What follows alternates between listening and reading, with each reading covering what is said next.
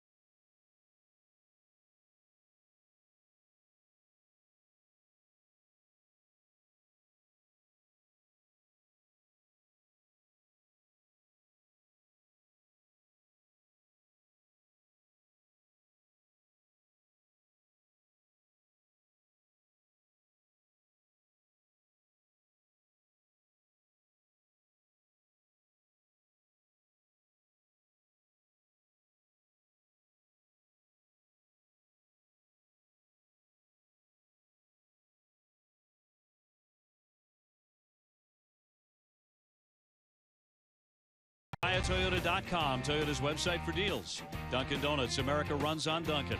Sullivan Tire and Complete Auto Service. The 2017 Kia Sportage. Visit anykiadealers.com to learn more. Bob's Discount Furniture. Everybody saves at Bob's Discount Furniture, in-store or at mybobs.com. Subaru Retailers of New England. And by Southwest Airlines, yes to low fares with nothing to hide. That's transparency. Baseball indoors tonight inside Tropicana Field. Game 1, Red Sox and the Rays. We bring in Garen Austin now. And Garen, this is a ballpark that Drew Pomeranz appears to be very comfortable in. Certainly was the last time he pitched here. Obi, well, Drew Pomeranz has struggled in his last 2 starts, but he has had success here. He struck out a career-high 11 batters on August 25th. I spoke to pitching coach Carl Willis about the adjustments he made preparing for tonight's start. Well, really, I think, we've looked at a couple of things, pitch distribution being one, and really the other, just being assured that he can command the fastball to both sides of the plate. Lost a little bit of his command glove side and leaving some fastballs. more center of the plate than getting it away from lefties or into righties. So, you know, something we worked on a couple days ago in the bullpen, made a couple little adjustments, nothing major. And if he can do that, I think we'll see a good outing from him. Chris Archer, his opponent. Red Sox have beaten him 10 consecutive times. He has 18 losses coming into game one. Red Sox and Rays on the way in just a moment.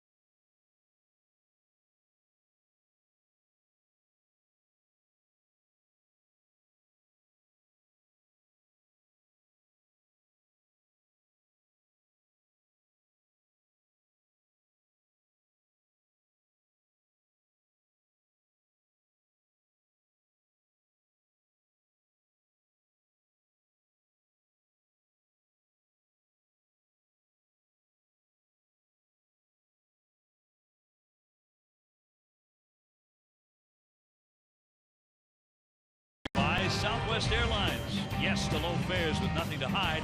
That's transparency. The Tampa Bay Rays about to take to the field here. Inside the Trop. Great to have you along on this Friday night. Red Sox going for 9 consecutive wins. Greater coverage of baseball is brought to you by T-Mobile. As we look at the series, Red Sox on top 9-7, so they can win it here tonight. The run's probably a little bit closer than you might imagine. The Red Sox are 3-4 at the Trop so far this season, so they have had some difficulty here from time to time. Chris Archer leading them on to the hill, and here's the Red Sox lineup brought to you by buyatoyota.com, Toyota's website for deals. Dustin Pedroia leads things off at second. Xander Bogaerts the shortstop, David Ortiz the DH, Mookie Betts in right. Hanley Ramirez at first base, 109 RBIs for Hanley. Travis Shaw at third, Jackie Bradley the center fielder, playing very well his last 14 games. Holiday the catcher, and Brock Holt is in left field and batting ninth. Taking on the Rays starter, brought to you by McDonald's. I'm loving it. That's Archer, 8-18, and ERA just over 4. The Rays defense is brought to you by DraftKings, and they are not a good defensive ball club. They're 14th in the league, 91 errors on the season. Evan Longoria will be at third base. Alexi Ramirez, the shortstop. Logan Forsythe at second, and Brad Miller, the first baseman.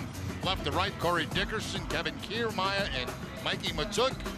Bobby Wilson doing the catching for Archer. The umpires tonight are brought to you by ToyotaCertified.com. Scott Barry has the plate. Carlos Torres at first base, Sam Holbrook at second, and Paul Emmel at third base. Where available, this telecast can be heard in Spanish by selecting the SAP button on your TV remote. SAP presented by ToyotaCertified.com. Search for your factory back Toyota Certified used vehicle right now. Buenas noches, amigos. Usually at this time we give you the weather forecast, but we could care less. Yeah, I'm right.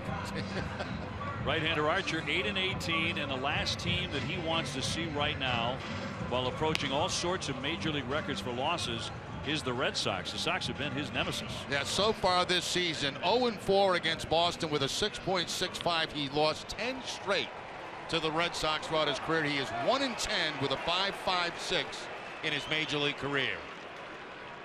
Dustin Pedroia to start things off tonight, hitting at .320. A lot of folks you talk to about Archer, who cover this Ray team, will tell you that the Sox are firmly in his head.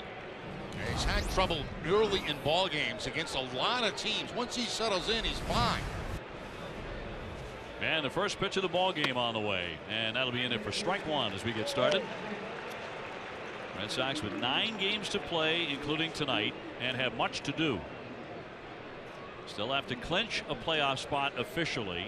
Could actually do that over the weekend. Fouled back by Petey. Of course, with eyes on the division, but another big prize. John Farrell has talked about this, his home field advantage throughout the postseason.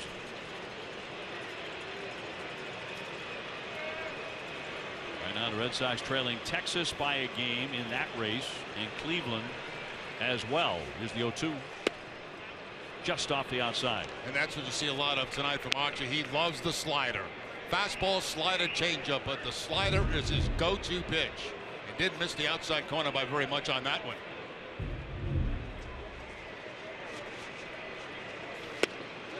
Swung on and missed. Down he goes, strike 3. Dustin Pedroia fanning to start this night. That's exactly what we're talking about. Back-to-back sliders to Pedroia, back-to-back away from him, and if he's got that pitch going, he's going to be awfully tough against the right-handers.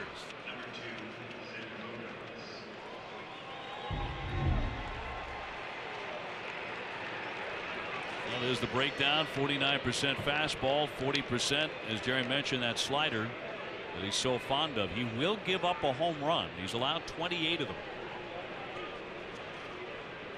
Xander Bogaerts checking in at .295.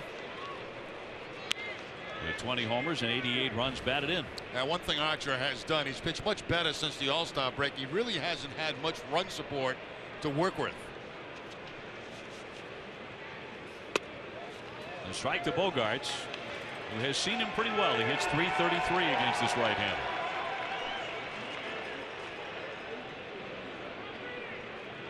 And a lot of Red Sox fans inside the Trop tonight.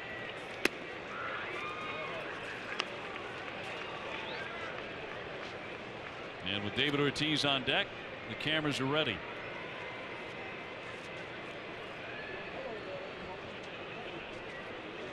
Xander sat out last night's game in the victory over the Orioles, and he looks at a strike there. John Farrell has been able to rest Xander and David Ortiz and Dustin Pedroia and Hanley Ramirez recently without the club missing a beat.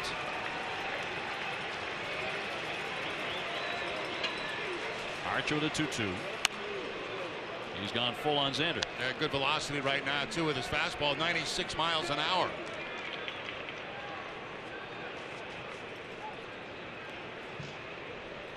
It is a full dugout. 3-2 coming. And he walks it.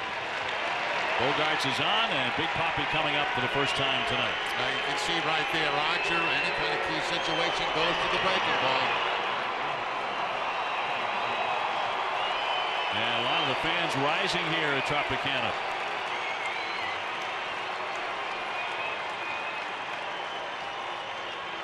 David, 318, 36 homers, 122 runs batted in. And the Papi chants have already started.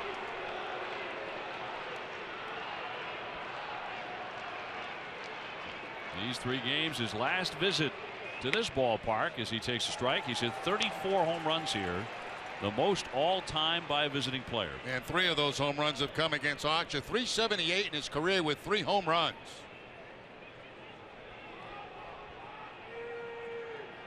Xander Bogaerts at first base with 1 down.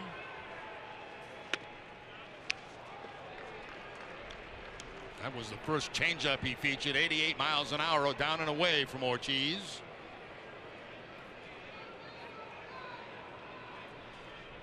We are seeing a lot of the Dominican flags around the ballpark here tonight. The 1-1. Just a little bit low. That barely missed. Another changeup by Archer. He wanted that pitch very badly. Thought he had the bottom of the strike zone. Very close. 2-1.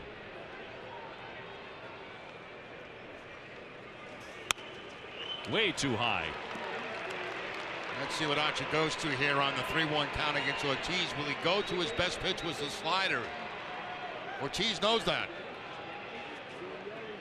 You talked about his numbers, 378, 14 for 37 against him. He has 17 RBIs as well against Archer. 3-2. He was expecting it. He got it. He got the breaking ball, the slider, but it was away from Ortiz, and he fouls it off. But I guarantee David was looking for that pitch in that particular count. 52 all time against them.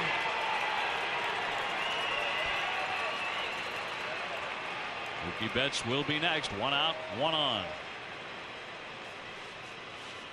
There goes Bogart, swinging a high fly ball right field. This one deep, way back into the corner, and she is way out of here. Oh my! Off the back wall out there. Goodness. Number 37, I should say so. That is one of the deepest home runs he's ever hit here. And the impressive thing to me about that home run from Ortiz, he was a 3-1 slider. He tries to sneak the fastball by him on 3-2, and no. Oh my goodness, was that crushed. A high inside fastball. Ortiz gets the barrel of the bat out.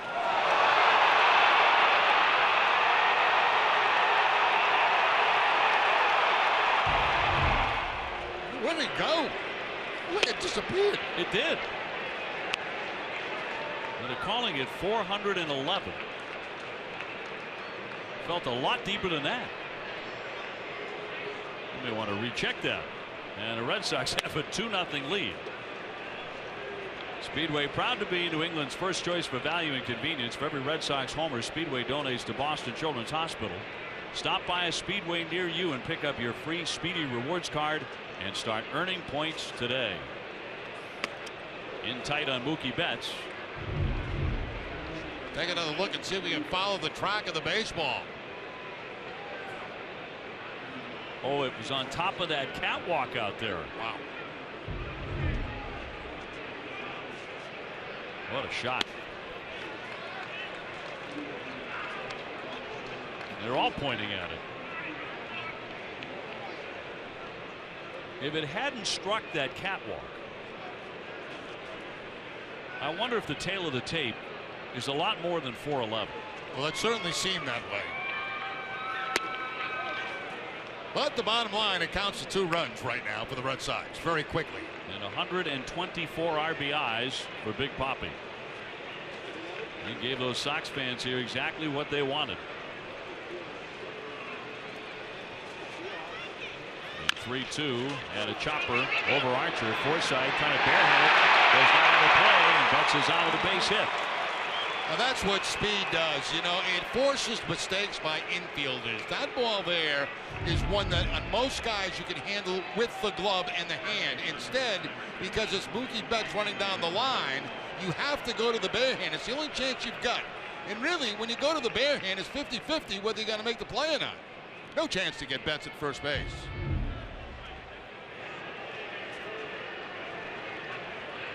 Hanley Ramirez now 293, 29 homers, 109 runs batted in.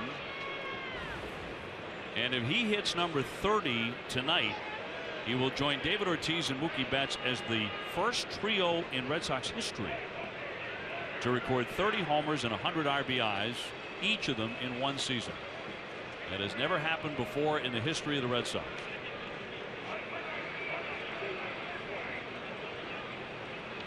David Ortiz crunching them for a 2-run shot to put the Sox in front right away.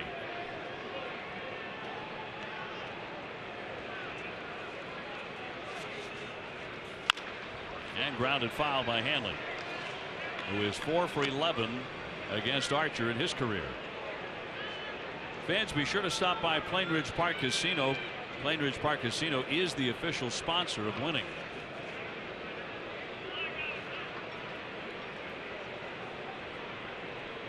We talked about Archer being home run prone, but that was a moonshot by David. And he went for the downs there, and it's 0-2. Yeah, back to the fastball at 95, and a little bit away from Ramirez. Threw it by him. Mookie at first base with the 25 steals on the season. He's only been caught 4 times.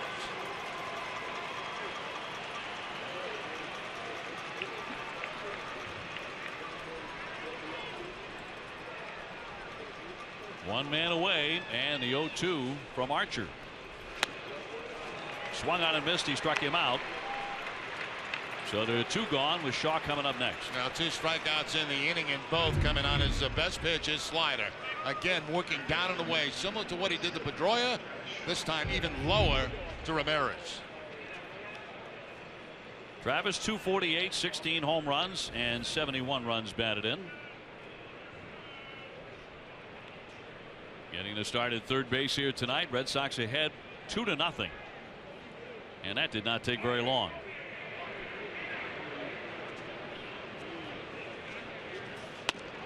In there for a strike. Archer has tied former teammate James Shields for the major league lead in losses with 18. And he is 1 loss away from the franchise record. Right now he's tied in that category with Tanyan Sturtz. Set the record in 2002 here.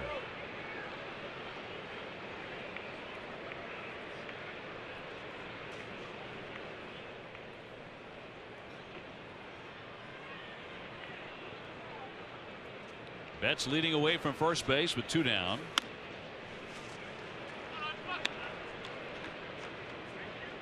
Archer not only with the 18 losses, but he is among the slowest workers in the majors. Now Betts is going to run and might run here on the 2-1 count. 25 stolen bases for Mookie. Not running. To the first baseman Miller. Back to the bag. And that will retire the side. David Ortiz blasting his 37th home run of the season. A shot, 2-0 Red Sox.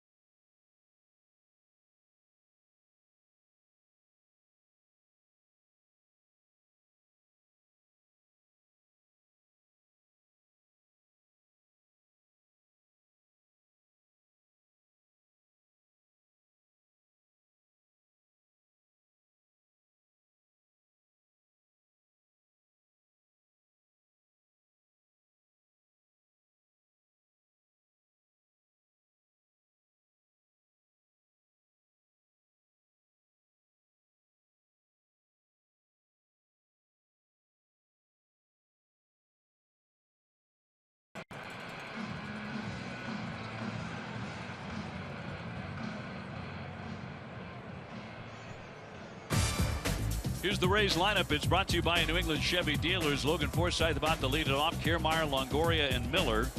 Mikey Mottook is the right fielder. Dickerson in left. Ramirez at shortstop. Wilson doing the catching. And Luke Maile is their designated hitter. Against the starter for the Red Sox, presented by New England Audi dealers, that is Drew Pomeranz. He is 2-5 with the Red Sox with a .491 ERA, and he has just been handed a 2-0 lead. 2-5 record, as you see. Opponents hitting .270 against Pomeranz.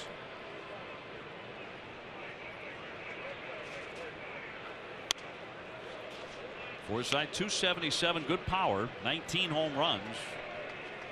Last 2 starts for Pomeranz. He's only lasted 2 innings against Baltimore and 3 2/3 against the Yankees last time. This is a free swinging group, and he knows it. His career high in strikeouts came against Tampa Bay back in August, 11. Well, Dave, in some ways, they're like the Baltimore Orioles. They rely on the home run to score runs.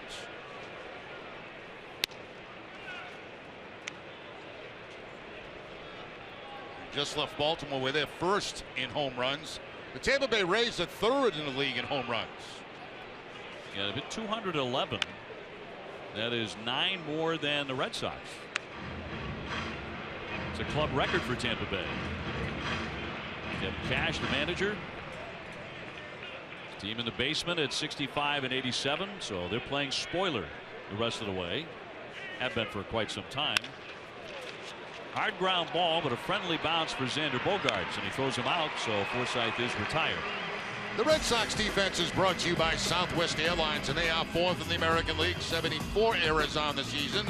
Travis Shaw will be at third base. Xander Bogaerts, who just met that play at shortstop. Dustin Pedroia at second. Hanley Ramirez at first, left to right. Brock Holt, Jackie Bradley Jr., and Mookie Betts. Ryan Holiday doing the catching as he normally does for Pomeranz. Kiermaier, the center fielder, 249 with a dozen home runs. Goes after the very first pitch and flares a foul out of play for a strike. Tampa Bay has played better in the second half of the season. There's just a couple of games under 500 since the All-Star break. They were 20 games under going into the All-Star break. So some improvement there. 0-2 on Kiermaier.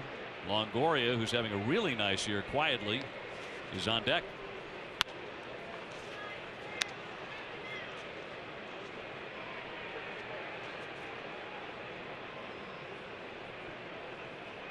Pomeranz has made 4 starts in his career against this Tampa Bay team. Does have a 2.45 ERA and blows away Kiermaier for his first strikeout tonight. Taking that fastball and taking it right to the outside part of the plate against Kiermaier. Kiermaier's been swinging the bat pretty well, but no contact that time against Pomeranz. Strikes out for the 71st time this season.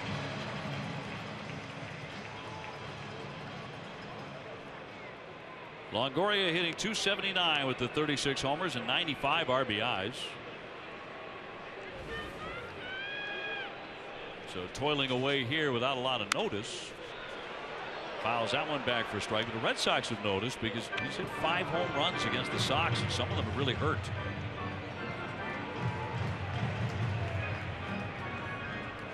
In fact, he has 30 in his career against Boston.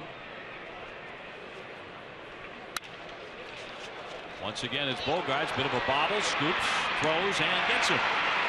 That's a 1-2-3 start for Pomeranz.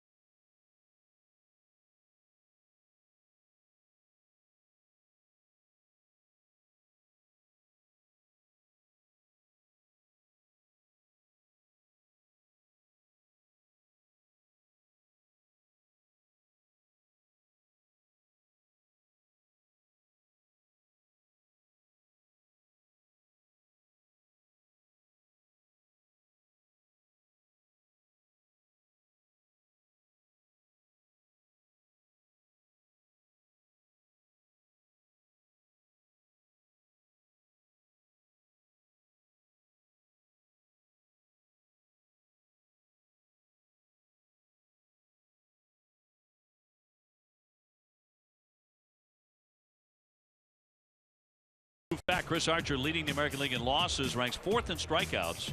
If he does end the season as the leader in both of those statistical categories, he'll be the first pitcher to do it since Nolan Ryan in 1976. Twisted tea, a hard iced tea that tastes like real iced tea, be a little twisted. Jackie Bradley leading off here in the second. Red Sox in front 2-0. Going for 9 consecutive wins. Jackie 274, 26 home runs. That was a good pitch right there by Archer. The changeup at the bottom of the strike zone, but did not get the call. And a 1-1 is downstairs. Brian Holiday catching tonight. He's on deck, and then Brock Holt. Jackie had another triple last night in Baltimore. He's had 7 of them. Tied for second in the American League. Foul back. A little bit late on that fastball. He saw back-to-back changeups. You kind of get that in the back of your mind. Then when you see the fastball, you're a little bit late on it.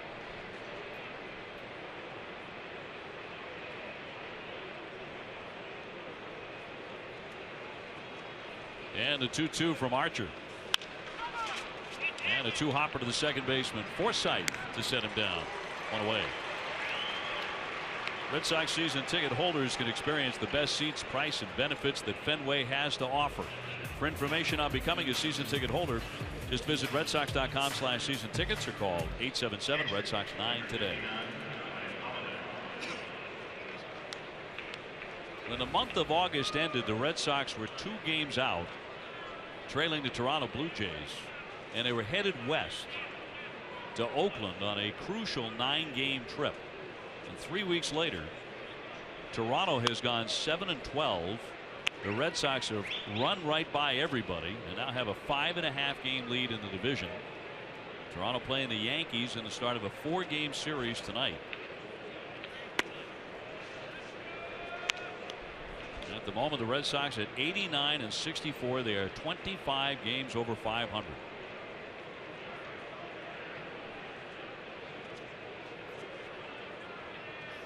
Holiday checking his swing, and that's up top for a ball. Good job laying off that pitch. Sometimes you get anxious on a 2-0 count. You see a fastball and you chase it, but did not that time to run it to 3-0. And that one missed badly, and he walks him. So the second free pass issued by Archer. The first man was Bogarts, and he was on when David Ortiz crushed a 2-run homer. See Holt looking down for a sign right away from Butterfield.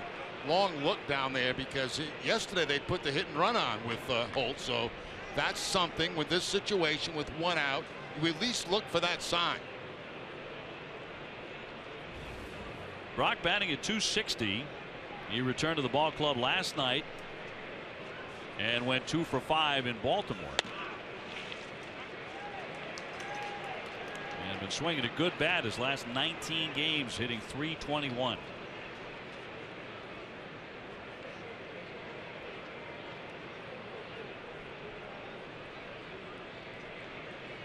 Holiday on at first base with 1 man gone. And that's a strike. You know, when you're thinking about a hit and run play, a lot of it depends on the pitcher. If the pitcher is a contact type guy, you see that play put on a lot more. And especially if he's a sinker ball pitcher. Archer is not that. He's a strikeout guy, a swing and miss guy. So that play doesn't become quite as effective. Little tapper back to him. He'll go to first base and get the out there, and down to second is Holiday. And he never even really took a look at second base. No, it looked like he might have had a chance at second base. So a break there, I believe, for the Red Sox. Let's take a look. Right back to Archer. He never really took a look over there. And I think if he makes it go to second base, he might have the force out. I agree. Instead, the Red Sox get a man in scoring position. They've been getting breaks like that and taking advantage of it. Sox have been doing that routinely. Here's Dustin Pedroia. He struck out to begin the ball game, 0 for his last 11.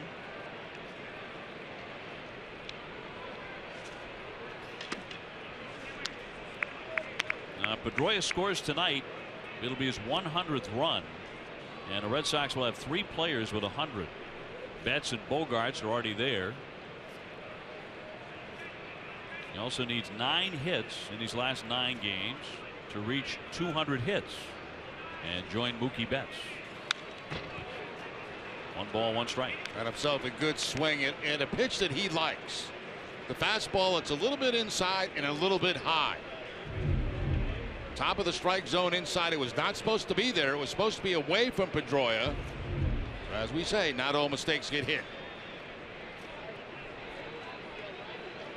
Holiday at second with 2 away. Into the mitt, foul tipped it, and the count 1-2.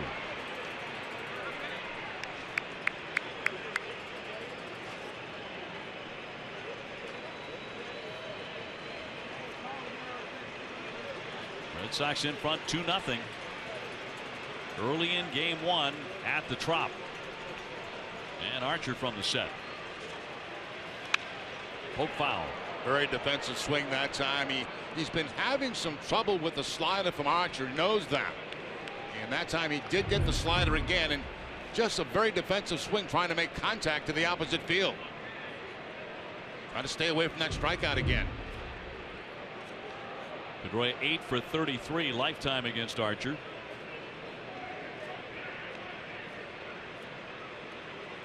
And a 1-2. He buried it. Well, Archer with 2 starts remaining in his season, and he could become the major's first 20-game loser in 13 years. Yeah, they won't let him do that. Mike Maroth in 2003 with the Tigers lost 20. They're a last place ball club. They're not going any place, and they're not going to let Archer lose 20. They'll take him out of the rotation. The 2-2 outside, so he has run it full on Dustin Pedroia.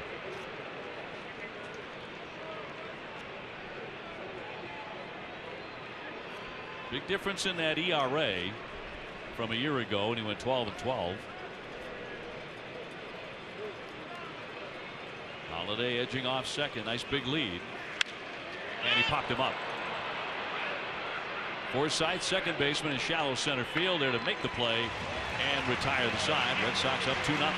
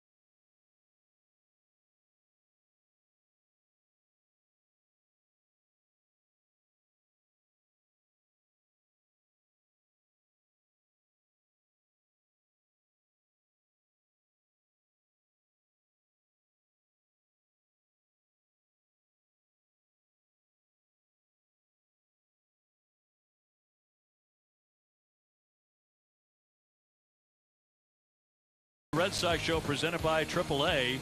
We look back at the Sox current 8-game winning streak. That's Sunday at 5:30 only on NESN. I think Superman's got a brew going too. High pop up here by Miller on the very first pitch. Bogarts looking up and makes a little leap, and you really have to study that roof because it can disappear up there. And we talk about that every time we come to this ballpark. There's so much stuff to look at, you know, plus you've got the off-white roof, so you have to really concentrate on the baseball. It's worse in day games, but still difficult at night. You see Bogart's having to make the adjustment, going back to his left, and is able to make the catch. So Pomeranz gets his first man in the second. Red Sox ahead 2-0. There's a shot drilled off the bat of Matuk, sailing into the corner, and that ball's out of here. His second home run of the season. He jumped all over it.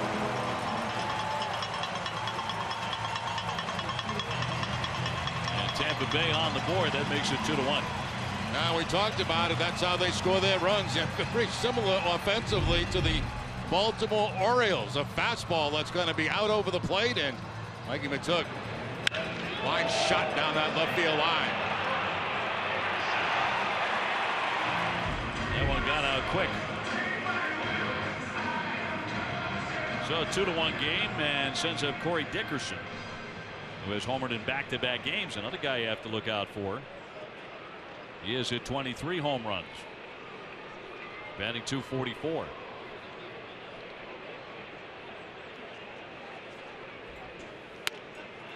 Fired in there for strike one. We talked about the fact that Pomeranz has been better on the road than he has been at Fenway Park. ERA on the road of .280. He's allowed 2 runs or less each of his last 5 road starts. It's a big question, though, depending on how he pitches tonight. Will he get another start? And what about postseason? I think postseason, the Red Sox get there. I think Pomeranz would probably be ticketed for the bullpen. It seems to be the theory right now. Swung on and missed by Dickerson. Rick Porcello on the hill tomorrow night, 1 hour earlier at 6:10, bidding for his 22nd win.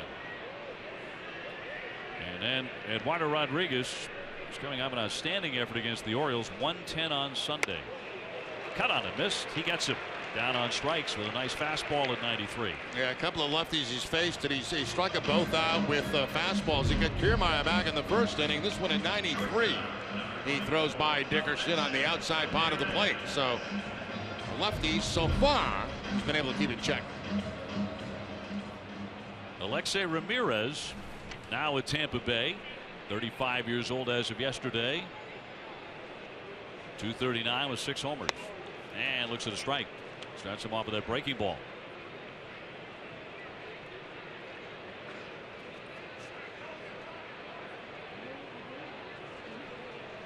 And the lefty's 0-1.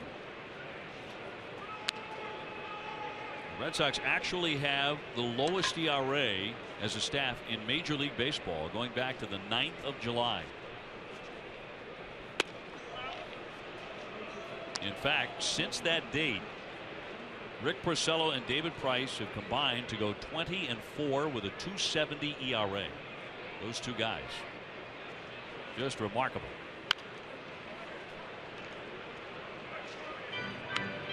Jerry, it always comes back to starting pitching, as you have told me for many years.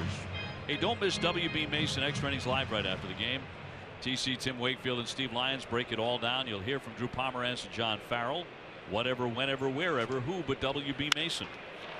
And a fly ball in center field. Jackie Bradley right there. Matuk with a home run. A 2-1 game at the end of 2.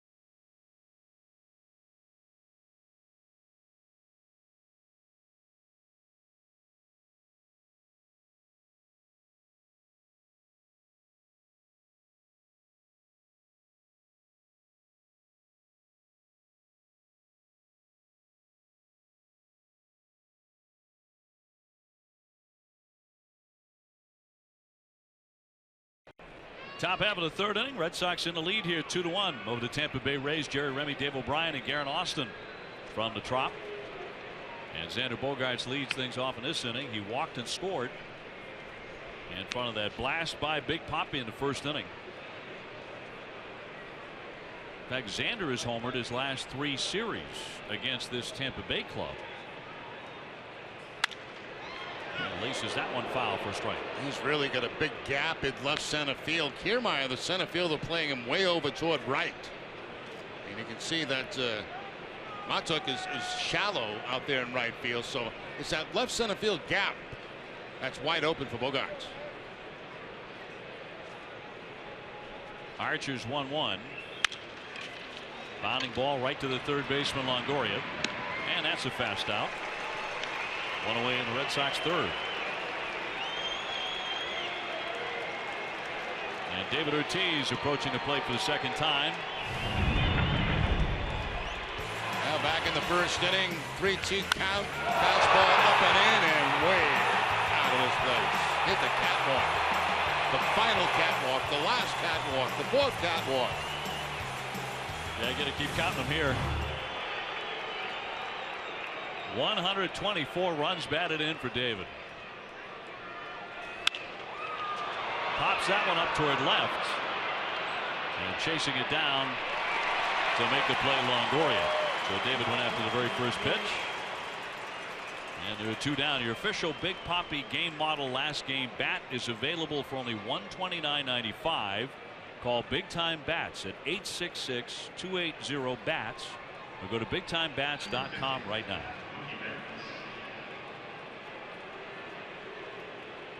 Mookie Betts with an infield single in the first inning is 1 for 1. It did run his hitting streak to 10 in a row. And looking at strike 1. Mookie began play tonight leading the majors in runs scored, 117 runs.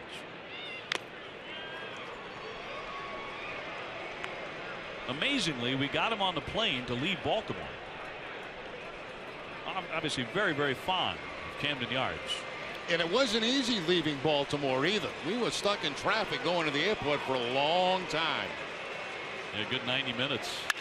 Line shot, base hit into right field. He's 2 for 2. Not a good pitch there by Archer. He's ahead in the count 0-2, and he throws a slider that's going to be right over the heart of the plate, not where he wanted it. See how it stays middle, and Mookie Betts will just take that to the opposite field. So once again, Betts becomes a threat to go with 2 outs in the inning. He's on in front of Hanley Ramirez, who struck out in the first inning. Red Sox got to town. They got to the hotel at about 4 a.m. this morning. After the sweep of the Orioles, which followed the sweep of the Yankees. Back-to-back 4-game sweeps. That is such a rarity. Last time the Red Sox did that back-to-back was July of 1968. And they swept Oakland and Minnesota as far as 4-game series back-to-back.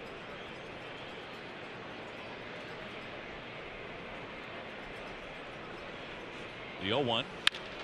Hard hit for a base hit.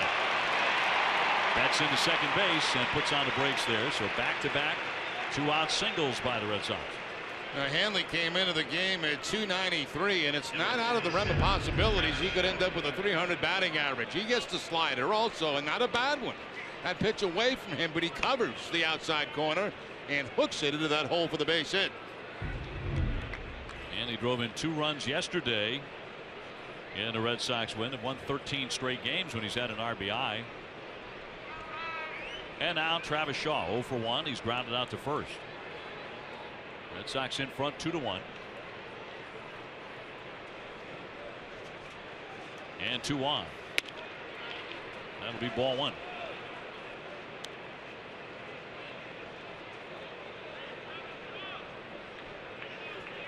And should the Red Sox avoid any wild card game, the American League Division Series gets underway on Thursday, October 6th. But still work to do just to get into postseason play. That's not been accomplished yet. Could be as early as this weekend. The Red Sox could clinch a postseason spot. And John Farrell and the Red Sox had their eyes on the division. Here's the 1-1. That sails high.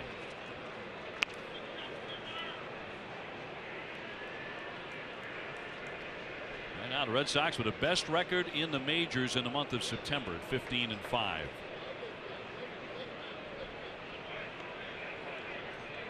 Shaw trying to add to the lead. The 2-1 from Archer. 3-1. That's where Travis Shaw has to narrow his zone down now. Not only looking middle in, but also down. That's his strength.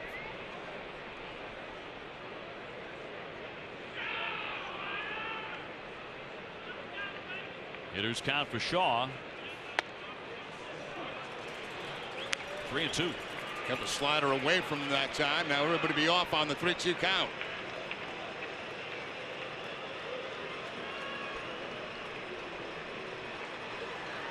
The pitch count sitting at 62 here with 2 out in the 3rd inning. Red Sox do a great job of driving up his pitch count. Runners go. There's a fly ball well hit to left. Dickerson racing back right there to the edge of the warning track to make the play. The Red Sox will strand 2. Still 2-1 Boston.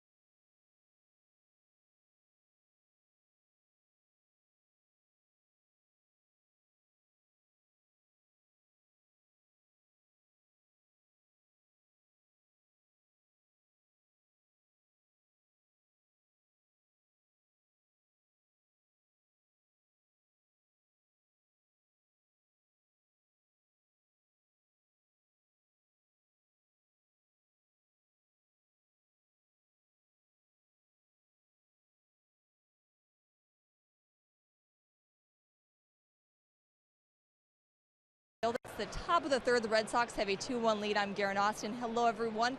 It's hard to believe there are only 9 games left in the regular season. John Farrell was saying today that the mindset has not changed, but they have cut back on a lot of pregame workouts, and that Brian Butterfield has done a great job of understanding where guys are at in terms of their individual routines. For example, he said Xander Bogaerts on a given day will take a handful of ground balls instead of every day, and that he's taken a really good lead from Dustin Pedroia, who hasn't taken a ground ball in about 3 weeks. Guys, Farrell said it's really important at this time of the season to conserve energy and work smarter. That's a great point, Garen, and I think we saw Hanley get in the cage a few days ago, take one swing and say, I'm okay, I'm good to go. And that's certainly proven to be true.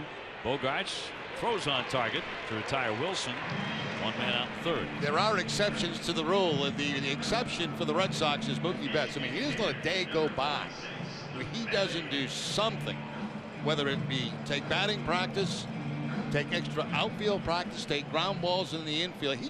He's nonstop. Yeah, he's out of control. I mean, well, he's still a young man. Yes, he's 23 years old. He could run right through a wall right now. You could too at 23. Hey, I took bunting practice today. You did? It was not pretty because the Red Sox were out there taking this little extra hitting, some guys. And Chili Davis decided to get in. And I think, what the heck, I'll win. I'm not going to swing. There's no way that's going to happen. I'll try to bunt. And you know what I found out? What? I bunted about 2 out of 10. Really? It wasn't real good. And I can't see the ball anymore. So you're discouraged now. You're not going to get back in there? Well, I felt good about the last one because I dried one down the towards second base, which was my. I used to like to do that. So I felt good about the last one. But until the last couple, it was disgusting. Really? Yeah, really bad. You know, one of the writers, Pete Abraham, came up to me and said, "Did you see Remdog in there bunting away? He thought you were doing a really good job." I don't know what his standards are like, but he really thought you were doing a good job. You're making good contact. Well, maybe all he saw was the last 2 bunts because the first 8 were just absolutely ugly. I was not bunting at strikes. I had bad form, and then I started to get upset, and I finally got a couple down. Glad you got one down anyway. A couple. Maile the batter, 223 with 3 home runs. He'll be followed by Forsythe. Red Sox have the lead 2-1.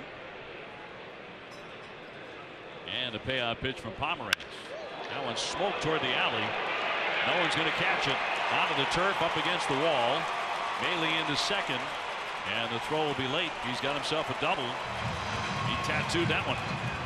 Now Maile's had good success against Pomeranz, 2 for 5 with a home run. Now he adds this double on the fastball from Pomeranz. He finds that gap in left center field. Fastball middle in. So the Rays put a man in scoring position with 1 out. Back to the top of the order. As Forsythe, 0 for 1, he is grounded to short. He is 2 for 15 against Drew Pomeranz in his career. 276 with 19 homers. Out of that leadoff spot, he's been one of the better home run hitters in baseball. A curve in there for a strike. Also done well against the Red Sox, 328 for the year against Boston. So he's been a bit of a pain. I think it's safe to say that the Rays have been a pain to the Red Sox from time to time. Off the outside. The Rays have been a pain to a lot of teams in contention over the last 2 or 3 weeks. Yes. It's not like the Sox have been able to run away from them. They're 9-7 against them. Coming into this weekend. Only 1 out, a man at second. Hard hit. Shaw gobbles it up. The runner will advance, and the throw is in time to get him at first base. And Maile advancing into third. But with 2 down. DraftKings is the official one-day fantasy baseball partner of the Red Sox. Experience the thrill of playing on DraftKings right now. Play free daily using the promo code NESSON at DraftKings.com. Kiermaier next, 0 for 1 with a strikeout. Pomeranz trying to protect his early lead. See where Pedroia's playing right there, left-handed with great speed and good bunting ability. So he's trying to take the bunt away with the man at third base. And the 2 outs. Swing and a miss for strike 1. That's what speed does. It pulls you out of position. Now he'll drop back a couple of steps with the count 0-1.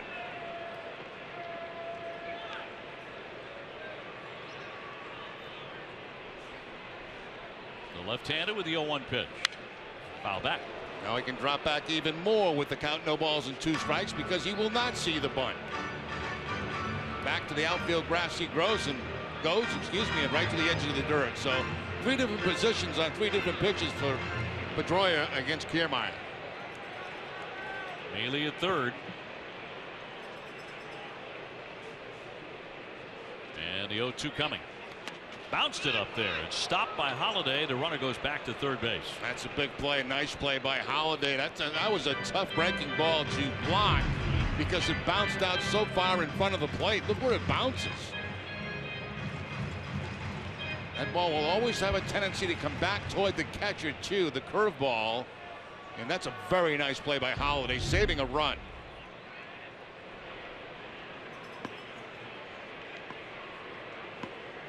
Two down and a 1-2 to Kiermaier. Another one deflected up the third baseline this time, and again Maley has to retreat. Yeah, he saved him twice now on 2 breaking balls that have not reached home plate. Here's another one. Almost identical spot. This time going up the third base side. Well, Holiday really using the equipment perfectly. 2-2. Longoria on deck.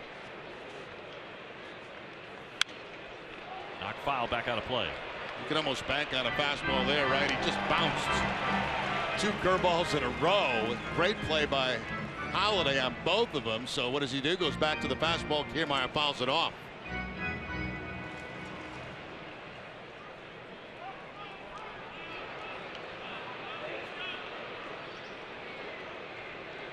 Now Pomeranz struck out Kiermaier in the first inning. Trying to get him again with the tying run 90 feet away, and now Holiday wants a mound visit.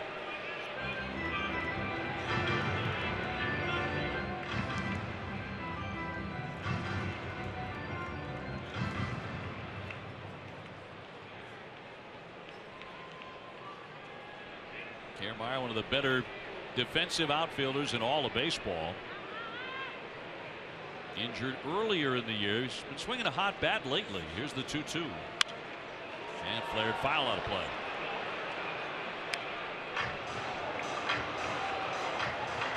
Kiermaier, in fact, has hit 5 home runs in the month of September. Tied for the most he's ever had in a calendar month.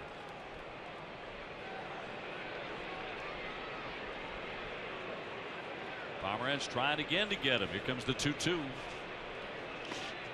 Another one knocked down by Holiday.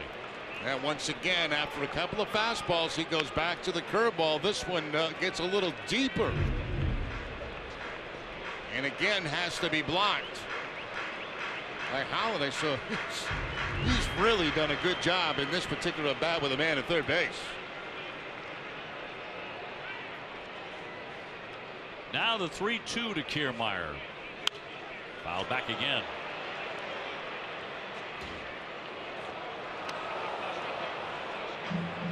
Asking the home plate ump Barry if he swung at a strike. Sometimes hitters are not sure. They want to make sure they're on the same page with the umpire. If I have taken that, what would have you called it? So if he goes up there again, he'll be swinging again.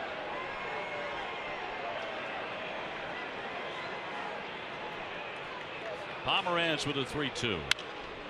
Fly ball into left field. And Brock Holt in a little bit. He's got it. Pomeranz, good work there to strand that man at third base.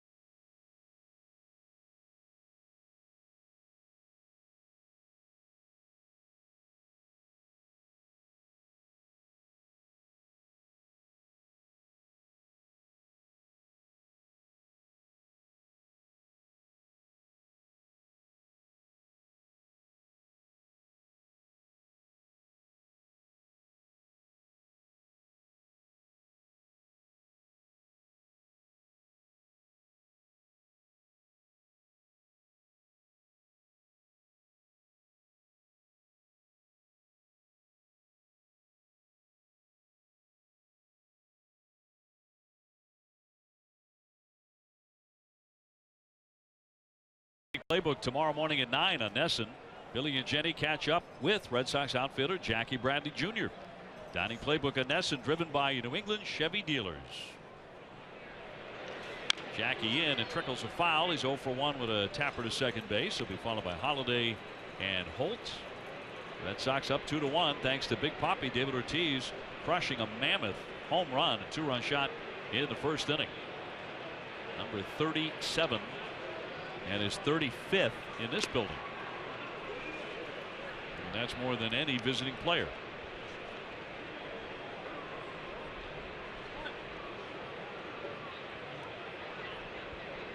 Jackie with 26 home runs.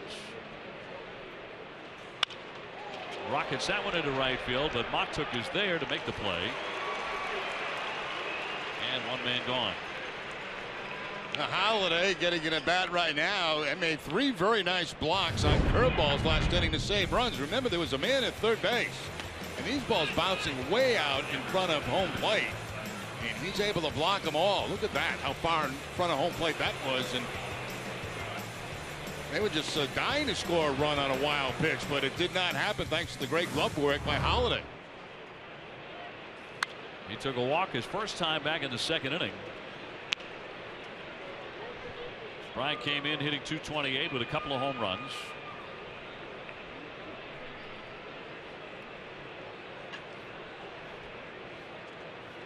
Brock Holt on deck in the 0-1.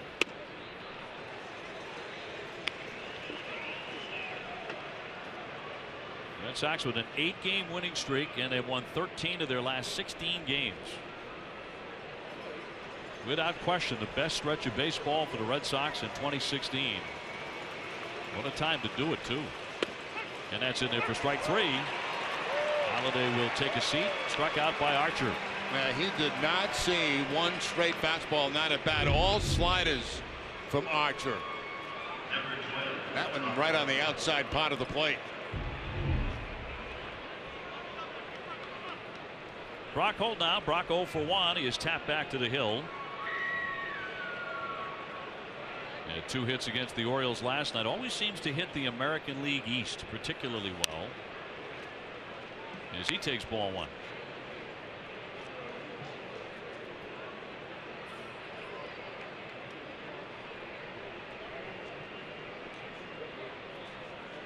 And Archer with a 1-0 pitch. Archer will be 28 years old in 5 days. Out of Clayton, North Carolina. Despite all of the losing this year, the 18 losses, they still believe he can be a top of the rotation hitter. There's a base hit to right field. The Brock Holt is on, and he is 1 for 2. Capital One Frozen Fenway returns to Boston in January of 2017. Fans can enjoy 2 exciting outdoor Hockey East doubleheaders January 7 and 14. Tickets on sale right now. Visit redsox.com/frozenfenway for more information. Red Sox now have 5 hits off Archer. Dustin Pedroia 0 for 2. He has struck out and popped up to second.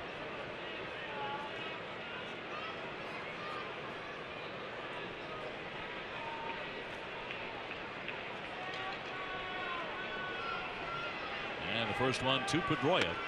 He lays off, and it's in there for strike 1. Dustin trying to snap a little 0 for 12.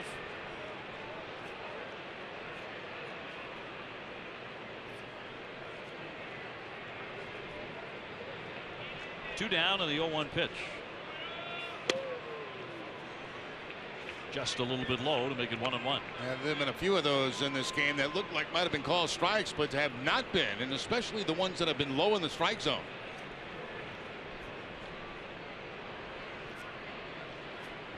The Red Sox have been the #1 hitting team in the majors really all season long. Fly ball well hit to right. Matuk backing up to the track, to the wall. He makes the play, and then he thuds into the fence. Well struck, but nothing to show for Dustin Pedroia.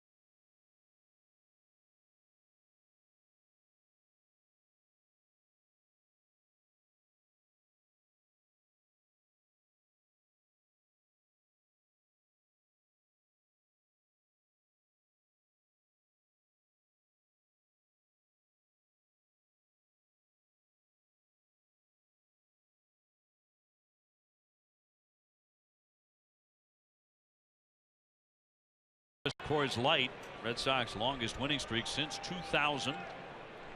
2006, the Red Sox won 12 consecutive games. Right now at 8 straight. And a 2-1 lead here in the bottom of the 4th inning. Pomeranz squaring off against Longoria, who's 0 for 1 with a ground to short.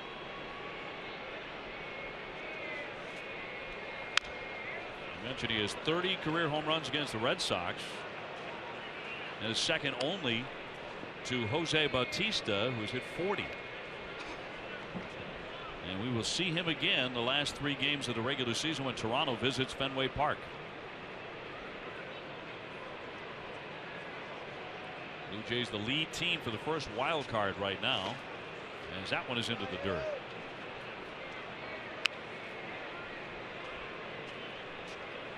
Wild card standings, Toronto +1. Tigers have jumped past the Orioles, largely because of what the Red Sox just did to Baltimore. 1-2, golf toward right. Shallow. Betts coming on with time. For out number 1 here in the 4th inning. The most popular way to follow the Red Sox postseason push is with MLB.com at bat. It's the #1 app for live baseball. Get MLB.com at bat on your favorite devices right now. Dave, you just have the feeling that, you know, this playoff race, whether it be division, whether it be wild card, is going to go right down to the last day of the season. It just feels that way. A lot of teams bunched up. Well, they sure are. You look at Seattle and the Yankees. They are only 2 and 3 games out for that second wild card, so they're still very much alive. So you have 6 clubs in that wild card race in the American League. National League's fascinating, as that one has popped up and twisting foul back out of play by Brad Miller.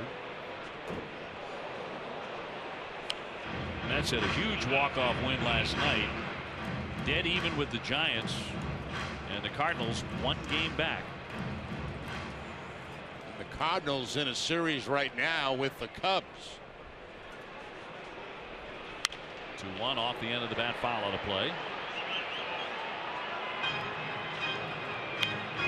There are a lot of ball clubs, Jerry. I think this is, really to the heart of your point. Who would have been out of it? Yeah, absolutely. Without the wild card. I mean, dead and gone a long time ago. Yep. And we talked about that the Cardinals lost today to the Cubs. A 5-0 score. Line drive. That's a shot. Holt, a lunging effort, can't get to it. Back on his feet, but into second base. Miller. A wicked line drive for a double. That is the 3rd extra base hit for Tampa Bay tonight. Yeah, there's really nothing Brock Holt could do. The ball was hit too hard. He couldn't really take an angle on this, and the ball is slicing away from him. He goes in the dive, hoping for a desperation catch. Gets by him, and it's 2 bases. Now the man who homered in the 2nd inning, Mikey Mottuk, his 2nd home run of the season. 2 doubles and a home run for the Rays tonight against Pomeranz. Red Sox ahead 2-1.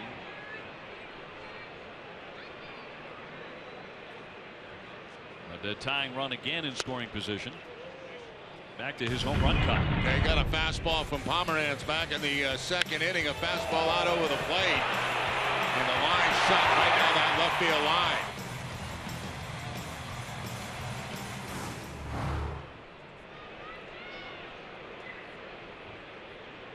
The left-hander with the 0-1. Breaking ball, foul ball.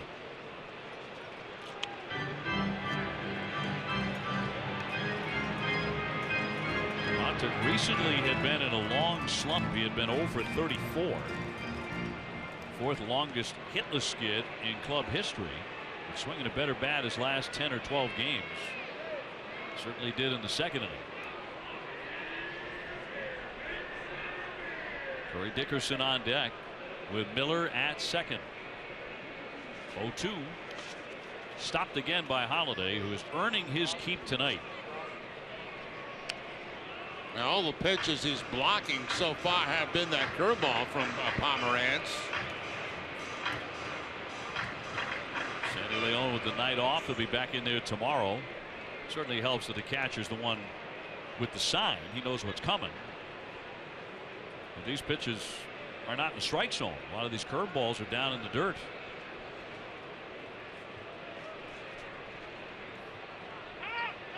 And time is granted by the home plate ump Scott Barry. We talk about it a lot, you know, catchers, when they call curveballs and change-ups and split-fingered fastballs, they've already got in their mind that those pitches possibly could bounce. It's really the low fastballs that give them a lot of problems. And the knuckleball. Well, that's a whole different story. It's a whole different nightmare.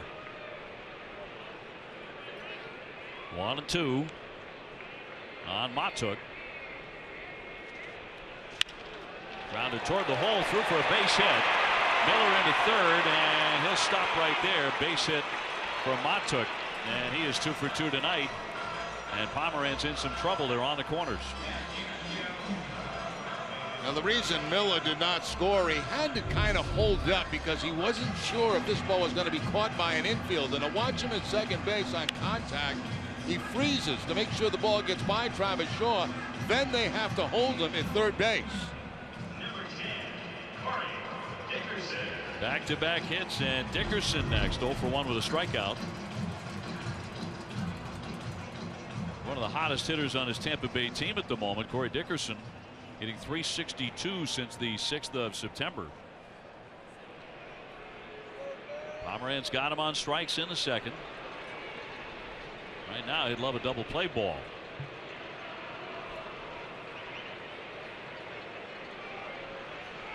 So for the second inning in a row, Tampa Bay is the tying run 90 feet away against Drew Pomeranz. Those signs you just saw being given were to the middle infield in case there's a steal at first base. What the catcher's going to do with the baseball, throw through or hold on to it. Activity in the Red Sox bullpen. Heath Hembree is now up and throwing. So this is a short leash tonight for the left-hander Pomeranz. Now the Red Sox do not have available Kimbrel or Koji tonight. Neither one of them are going to pitch. So the hope was Pomeranz would go deep, even though it's a full bullpen with the additional call-ups. Here comes the 1-0. Ground ball. There's Bogarts to Pedroia. Got one. Trying to turn it. Close. Got him. He got him at first base. What a turn by Pedroia. Outstanding work. Cash is up on his top step to determine if he's going to challenge this. Now let's take another look at it. The underhand flip by Bogarts. Pedroia with his back to the runner. All in one motion. One step to throw, and it looks like he did get him. Sure does. Cash waiting for word. And Dustin Pedroia with an outstanding turn there. Looks like the Red Sox have ended the inning on that. Oh, now that angle a little bit closer. It may be worth taking a look at, because if it goes in Tampa's direction, they get a run, but they're not going to look at it. They will not. It is a double play.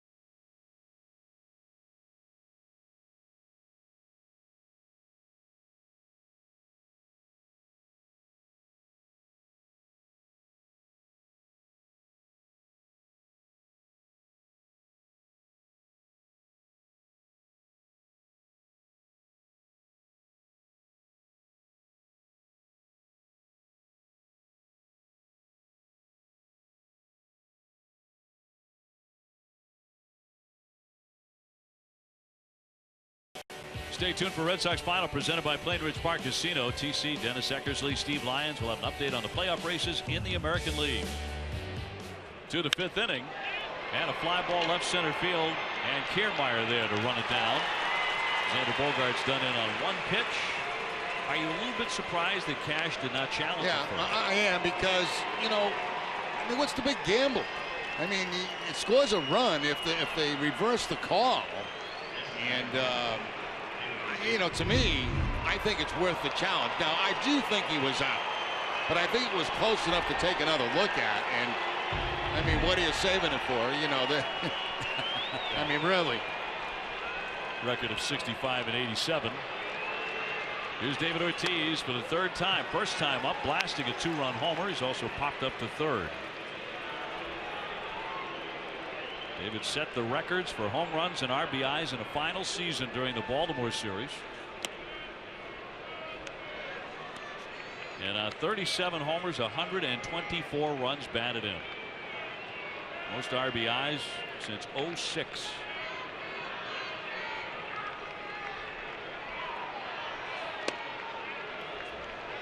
Two balls, one strike. Mookie Betts on deck. Red Sox in the lead, 2-1.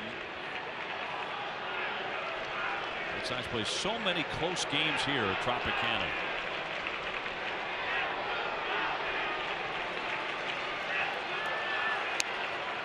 Three and one. Now they got a 3-1 slider in his first at bat. Let's see if he gets that again.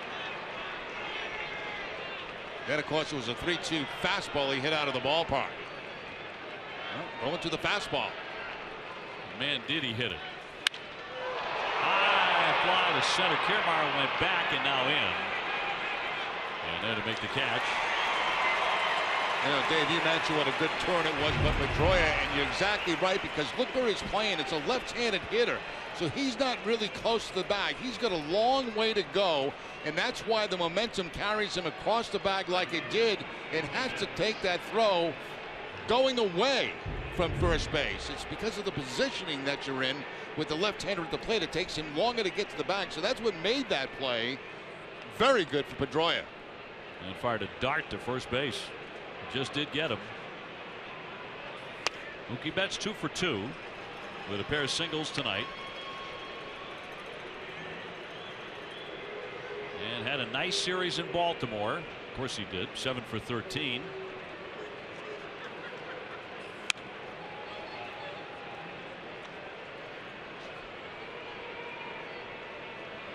Red Sox with 9 games left, including tonight. Heading to the Bronx after this series ends on Sunday afternoon. And the 1-1. And another base hit. Shot into center field. He is 3 for 3.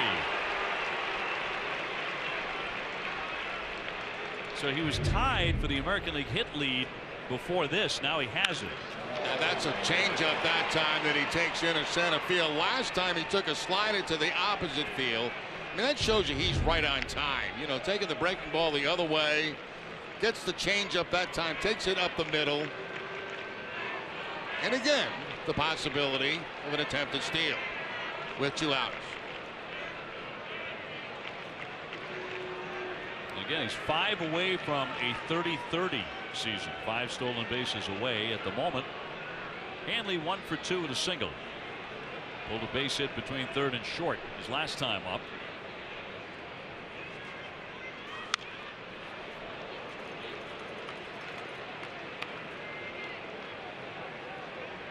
It's the 3rd time in the last 3 innings the Red Sox have had a hit with 2 down off of Archer.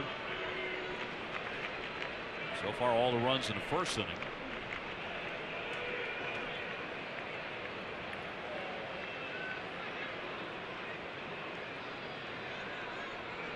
Mookie lengthening his lead a bit, not running. And a ball outside. You know, we mentioned a lot. Betts likes to look in and see if he can pick up the signs. And obviously, you're looking for something off speed, whether it be a slider or a changeup. See if he does it this time. He's got his eyes on Archer right now. No peek in that time. The 1-1 runner holding. Big cut and miss on a rising fastball. 1-2.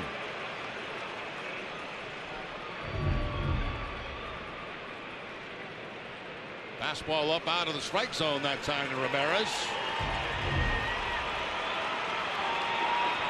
And he's hit 13 home runs in his last 24 games.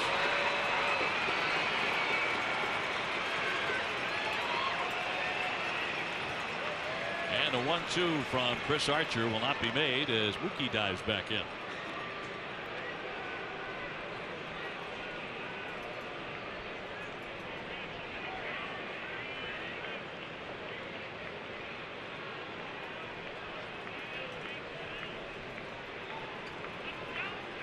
Now the peak. Now he's more interested in going. Holds here and it's swung on and missed, and down goes Hanley for strike 3. 1 man left. Red Sox ahead 2-1.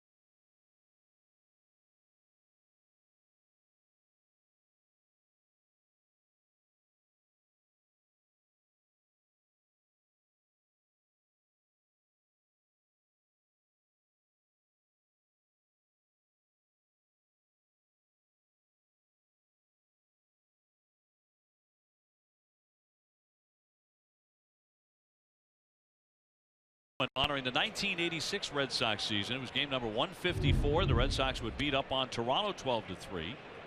Marty Barrett went 3 for 4. He drove in 4 runs for the Red Sox. Here 2-1. The Red Sox have the lead against Tampa Bay. Alexei Ramirez the batter. And Pomeranz has allowed 3 hits, including a home run to Mikey Mottook. They have doubled off him each of the last 2 innings, but he has kept them off the scoreboard. He got a big double play turn last inning to retire the side. Ramirez 0 for 1. He's flied out to center.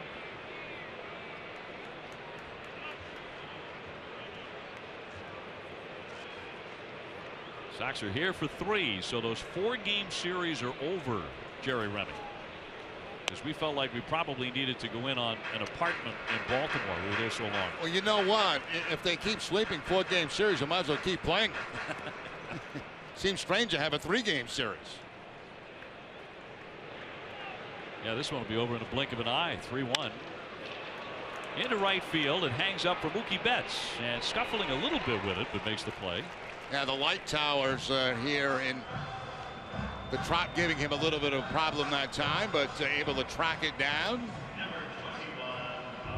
Ace Ticket has playoff tickets on sale right now. Get your postseason tickets at no risk with a full refund for any game not played. Visit aceticket.com for more details and to secure your Red Sox tickets right now. 1 out. Bobby Wilson, the catcher. He's 0 for 1.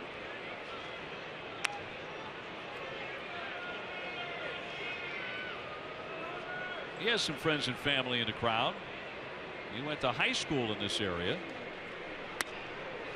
at Seminole High. They claimed him off waivers on August 4th from Texas and brought him home. One down, last half of the 5th inning, and it skips right by everybody. Actually, the crowd surprised me tonight. It's a little bit bigger, much bigger than I thought it was going to be. Nowhere near being a full house, obviously, but I didn't expect this many people to be in attendance tonight. A lot of red. That one trims the corner, according to Scott Barry, and the count 2-2. David Ortiz, wherever the Red Sox go, has been drawing a lot of his fans. Rattle foul. Want to get one last look at Big Papi. Archer saw too much of him in the first inning. David with an absolute blast for a 2-run shot to right field. Here's the 2-2. Fought off foul again. It's about 4 straight curveballs from Pomerantz, and Wilson able to just makes little contact, foul him off.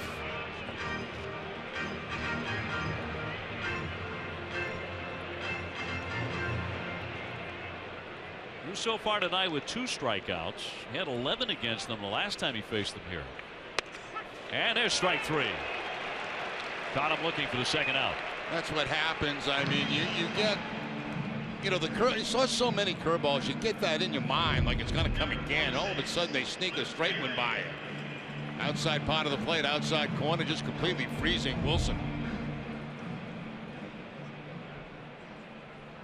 Tampa Bay batting their designated hitter 9th, Luke Maile. But he tore into a double in the 3rd inning. He's 1 for 1.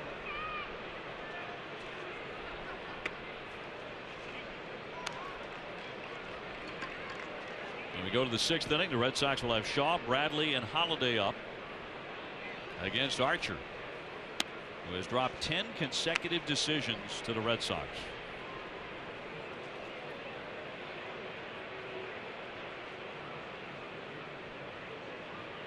The 1-1. I remember talking to Archer last October, postseason play. He was working as a commentator, and he's a terrific kid. We were talking about the Red Sox. He said, "Oh man, the Red Sox, they just wait and wait and wait. They're so patient with me." He said, "It drives me crazy." Swing and a miss, 2-2. They really do make him work. Xander Bogaerts did in the 1st inning as he took ball 4, and then Ortiz took him out of the ballpark.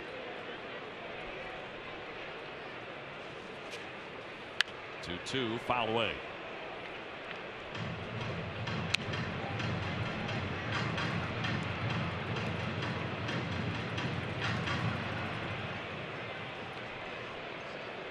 Win tonight for the Red Sox would be number 90. Swing and a miss. He puts away Maile. Back-to-back strikeouts for Drew Pomerantz. He gets him in order.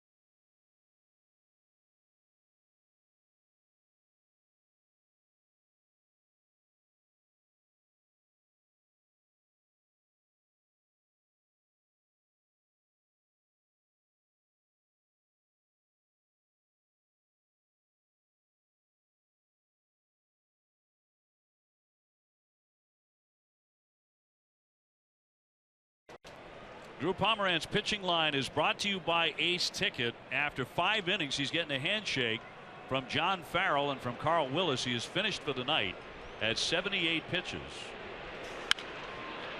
As Shaw knocks a foul out of play to begin the 6th inning, 2-1 Red Sox, and he came into the ball game having thrown 164 1/3 innings for the season. Yeah, that's the most that he's ever thrown in a season. That's why the Red Sox are being extremely cautious with him.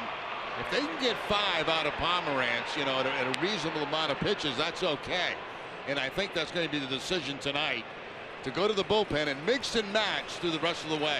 And Joe Kelly up as he begins to warm up, so he's going to be taken over.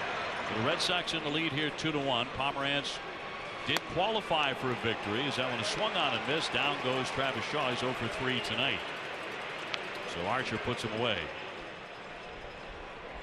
And take a look at 4 strikeouts from Pomerantz in this ball game tonight. And see the fastball away there to Kiermaier. A fastball again. After a number of curveballs, it was a fastball that put away Wilson, and then the final fastball there. So all of his strikeouts, it's a curveball pitcher, but all of his strikeouts coming on fastballs. So he can win it if the Red Sox can hang on to this 2-1 lead. But a long way to go here in the 6th inning. 1 out for Jackie Bradley. Jackie has grounded to second and lined out to right field. Not having a lot of fun against Archer. He's 4 for 22 off him.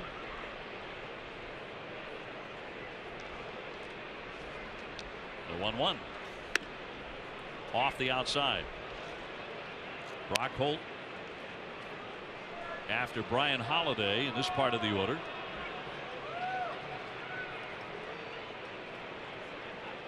Archer has settled down after the 1st inning. He pins that one in there for a called strike. He was in a little bit of trouble with 2 down in the 3rd inning after back-to-back singles, but then he got Shaw to fly out.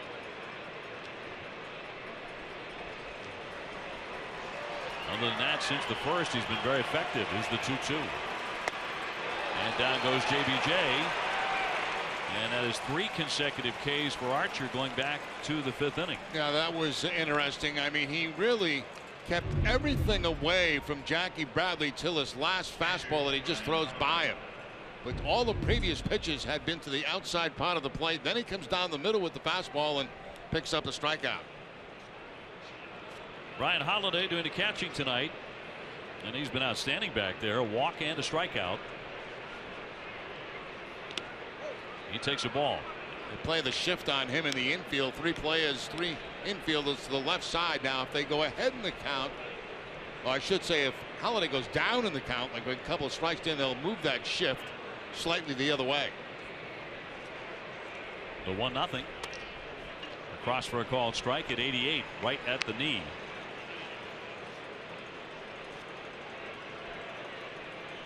Archer this season against the Red Sox 0-4 with a .665 earned run average, but he's been better than that tonight. Now this is more like you get, you know, from Archer around the rest of the league. It's not normally what the Red Sox see from him, but he's more on target in this game tonight. The 2-1. All even on Holiday. Now you see him going after 2 strikes. Now they come out of the shift. Ramirez will probably go a few more steps at shortstop to his left. But you can see where Forsythe is going. So they're completely out of the shift now with a more defensive swing expected with 2 strikes. He rocks in the 2-2. And a base hit into right field. He just guided that the other way. Holiday got enough of the bat on it to punch through a single. Good job there by Holiday. Down a couple of strikes, and he's just looking to make contact. Makes contact. Even though they come out of the shift, they're still playing him to pull. So no real chance to get that right there. Very nice defensive contact swing right there with 2 strikes.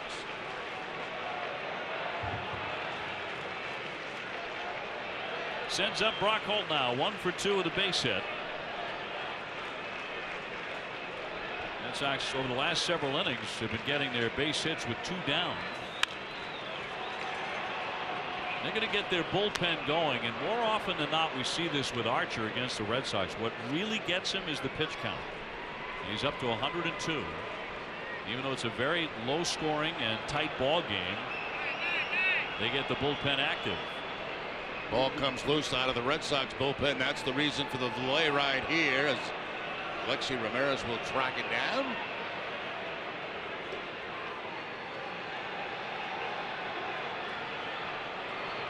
As Dan Evelyn getting going in their pen, the left-hander.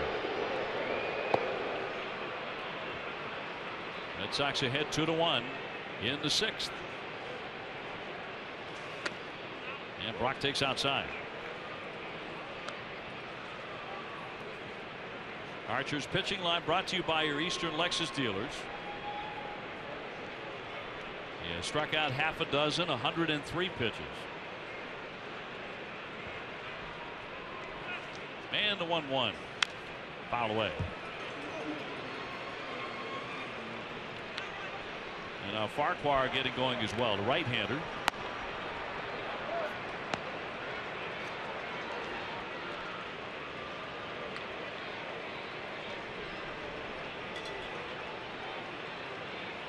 Dustin Pedroia on deck, with Holiday getting a short lead at first and 2 down. Here's the 1-2.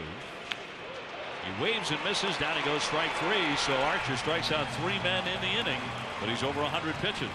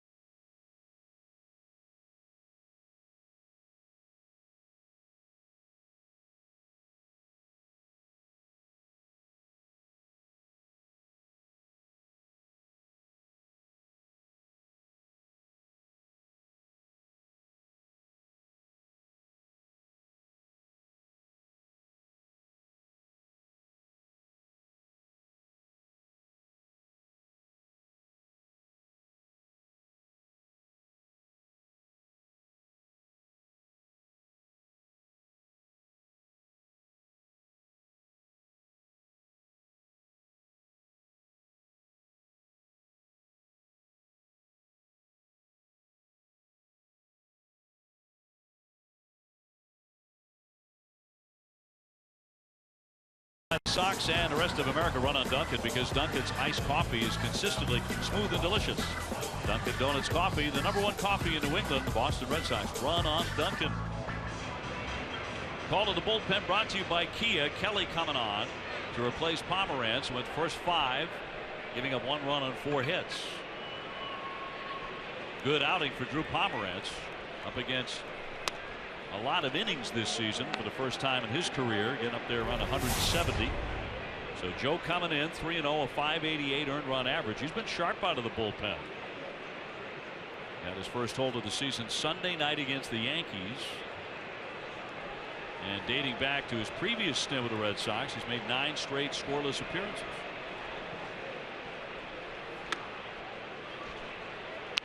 Forsythe, the hitter, 0 for 2 with a couple of ground ball outs.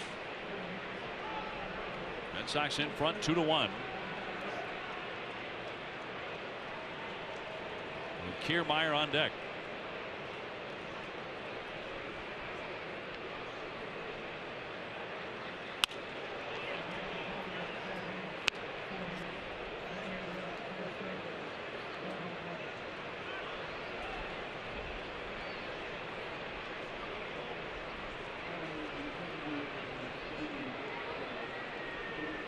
This is really one of the stranger schedules that we have seen in 2016. The Red Sox would certainly vouch for it.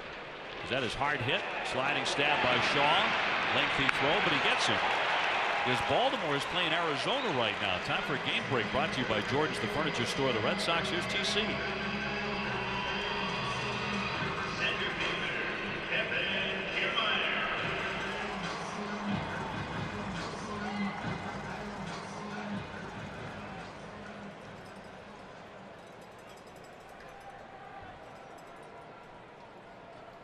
How about that? Indeed, in Toronto, +1. The Tigers now are that second wild card team at the moment in front of Baltimore. Has really gone south for Buck Showalter's team. Here's Kiermaier now. He has struck out and flied to left. Red Sox certainly adding to those woes, compounding those woes by sweeping them 4 straight. And the Red Sox took advantage of just about every gift that the Orioles would give them in that series. Sure did. 1-0 pitch. Pedroia there, down on a knee. 2 down. So Kelly gets his first 2 men on ground balls right in front of Longoria.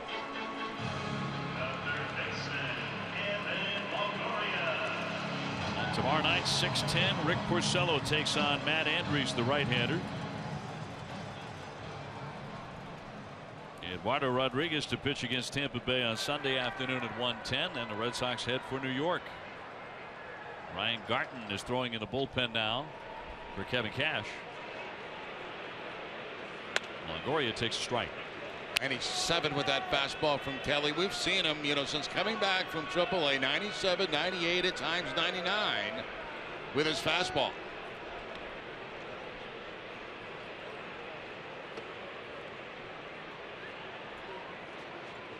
The 0-1.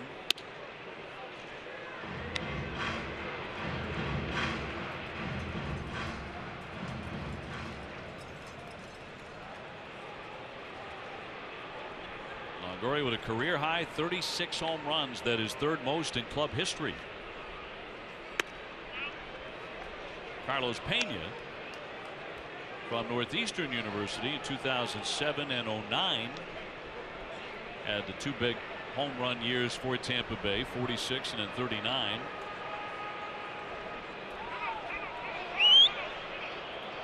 And a baseball comes free out of the bullpen and trickles onto the infield. Yeah, this time out of the Tampa Bay bullpen.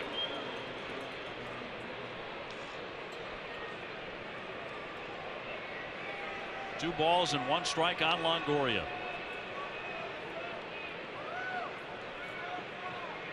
He has been part of some outstanding teams here. This is not one of them. As he fouls at the plate right at the feet of Holiday.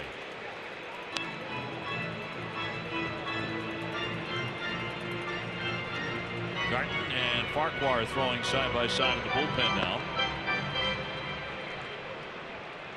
And the Red Sox in the lead 2-1 here in the last half of the 6th inning. Sox trying to make it 9 straight wins, and a quick pitch pops him up. Play here for Hanley, keeps on coming and makes the play to retire the side. Kelly breezes again. He gets him 1-2-3.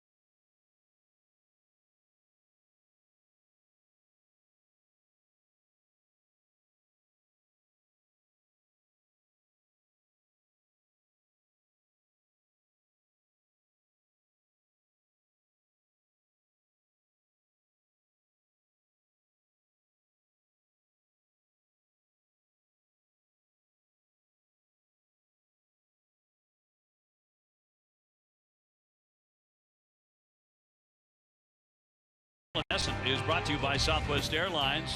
Yes to low fares with nothing to hide. That's transparency. BuyAToyota.com, Toyota's website for deals. Digital Federal Credit Union. See what DCU can save you. And by Lexus and the Lexus Strikes Out Hunger program.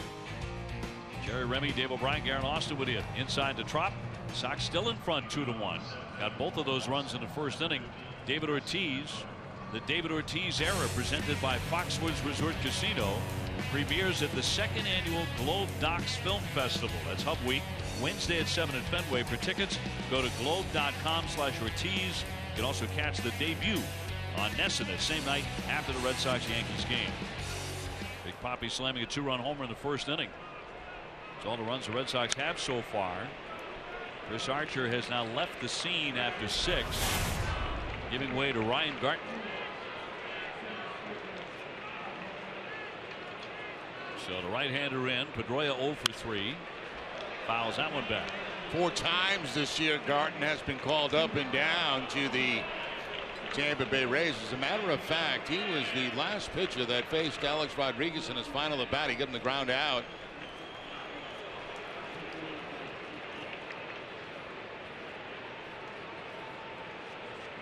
The 1-1. Socked down the right field line to the bullpen. And Farquhar right there to make the play. And casually grabbing that on the hill. Bobby Ross getting ready in the Red Sox bullpen down the left field line. Robbie, when he catches those, they're in the bullpen. They're home runs, and he catches them with his cap. So far more stylish. But a nice effort by Farquhar. Getting ready to enter the fray here tonight in game 1. 2-2. Line drive and caught by Forsythe. Dustin Pedroia 0 for 4 tonight. Sox fans looking at the best seats to the biggest games. Check out the official Red Sox ticket resale marketplace at RedSoxReplay.com. It's the best place for season ticket holders to sell their tickets when they can't make it to the game. Xander Bogaerts has walked and scored, grounded out and flied out.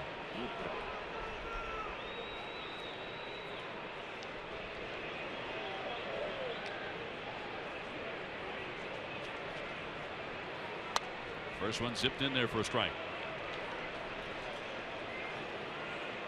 Jerry, Red Sox on top 2-1. Another tight one here. But as mentioned, Koji is unavailable tonight. That is also true of Craig Kimbrell. So who do you go to close tonight? Yeah, I think he's got to just mix and match. You see Ross loosening up now, and you got a left-hander leading off the inning. You got a couple of lefties due up next inning. That's why Ross is throwing right now.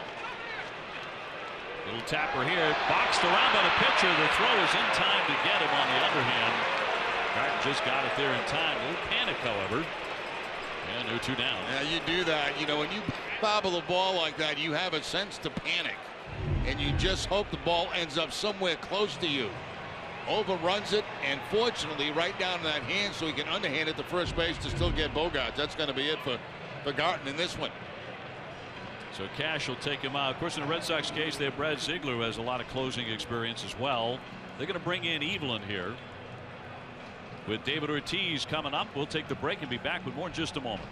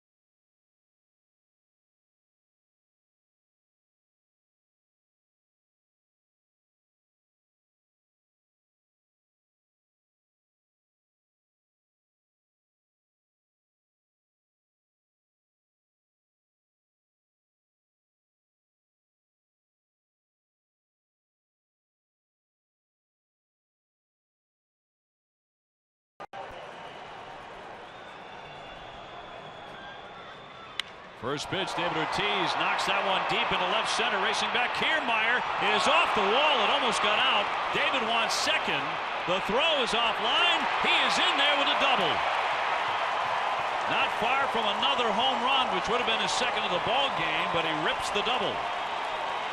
Looked like it had a chance when it left the bat, but it was a sinking line drive, and it's going to catch that wall out there at about 404.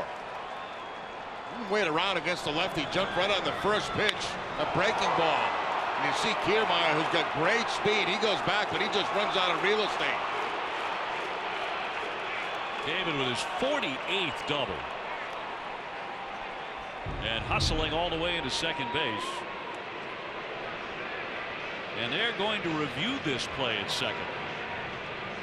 Cash wants to review the bang bang play at second as he went sliding in with the two-base hit. Well, let's take another look. Is David there? He's there. Does he come off? Looks like the left knee was still on the bag. The right leg came off after making contact. Now he comes up. Is the left knee down when the tag was reapplied? That's the question I think that they're looking at right now. No doubt. Bounce up. Off the bag. Is the glove there? If it is, he'll be out. Well, they're already taking the headphones off, so this didn't take long. And he's out. So David erased at second base as he came off the bag. And that is out number 3. 2-1 Red Sox.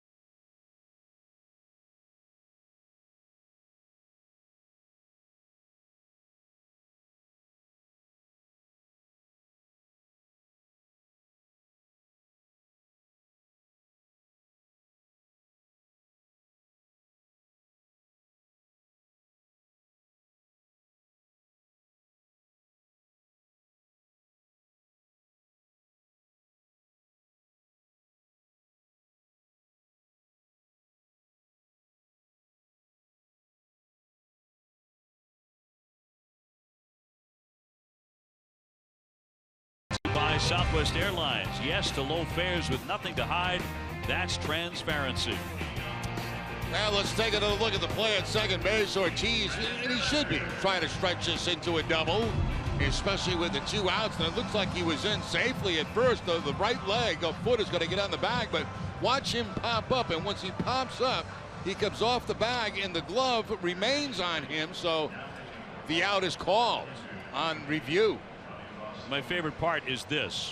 As Longoria, who made the tag, is walking away, Big Papi's like, do you have to do that to an old guy? I mean, come on, let me have the base. David ruled out. And out number 3. So Robbie Ross coming out of the bullpen here for the last half of the 7th inning. Red Sox ahead 2-1. And taking on Brad Miller to start as he fouls one away. Yeah, it's interesting styles of different players, and we always see the smile from Ortiz and always a growl from Dustin Pedroia. There was a shot prior to the ball game that we were privy to, and you know, it's right before the game, and guys have different things that they do to get ready to the game. Ortiz is joking around, making everybody laugh, and there's a shot of Pedroia sitting behind him. He's just like focused, staring straight at the field. I mean, two totally different personalities to get ready for a game. David Ortiz had the great quote about Dustin a couple of years ago. He said, I play baseball because I love it. He plays it because he has to play it. That's all he'll do is play baseball. It's all he wants to do. So true about The Red Sox second baseman, who has turned a terrific double play tonight.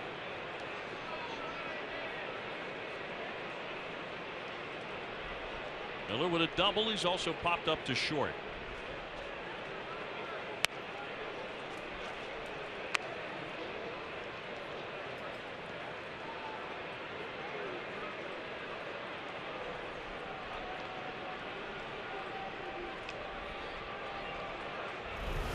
Kelly with a very clean sixth inning got the 1-2-3.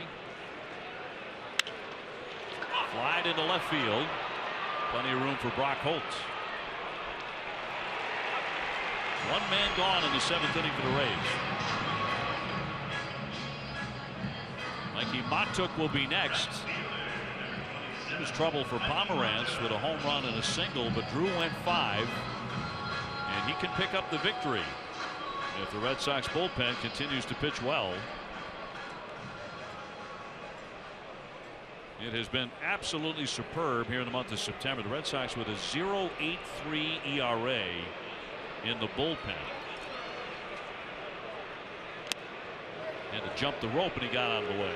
And there are nights where you've got to stay with the game plan. You know, tonight's a great example for the Red Sox. Pomerantz starting. You know, if you get 5 out of him, consider that good. You know you've got 2 guys unavailable at the end of the game, Koji and Kimbrel. So now you've got the rest of the bullpen you got to deal with, and hope that you can mix and match this thing correctly, and of course get results from the pitches. And John Farrell's been having a lot of success with that recently when he's had to. Mixing and matching, and gonna have to do it tonight. David still as tight as ever. Went all the way to the backstop. 2 balls and 1 strike on Matuk.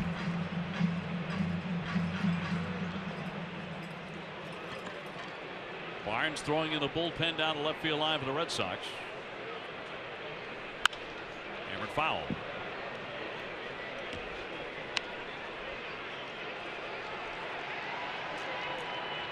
Now, last we looked, the Toronto Blue Jays had a 3-0 lead on the Yankees. Red Sox looking for a little more separation from Toronto with a 5.5 game lead coming into play tonight.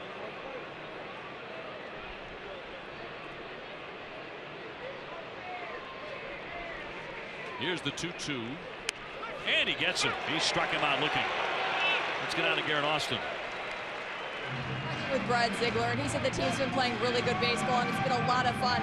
He said when the starting pitcher in the offense go out there and set the tone, it really elevates the bullpen. He said everyone's adrenaline is going, and they're feeling really good.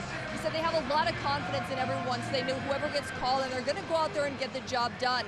And Ziegler also said that Koji Uehara has given a huge boost to the bullpen, and he's really helped solidify roles. And he said it really helps guys mentally prepare for the situations they're going to be used in, and that way they can be more effective. He said it's been so much fun to come to the ballpark, and he hopes it continues. Guys? Well, we may see him tonight in a closing situation, Garen. As Dickerson hits now, he has struck out and hit into a double play. Ziegler's been pitching very, very well as well. Not allowed an earned run in 15 consecutive appearances. Red Sox ahead 2-1 with 2 down in the bottom of the 7th. Bobby Ross with a 95-mile-an-hour rising fastball that time to Dickerson.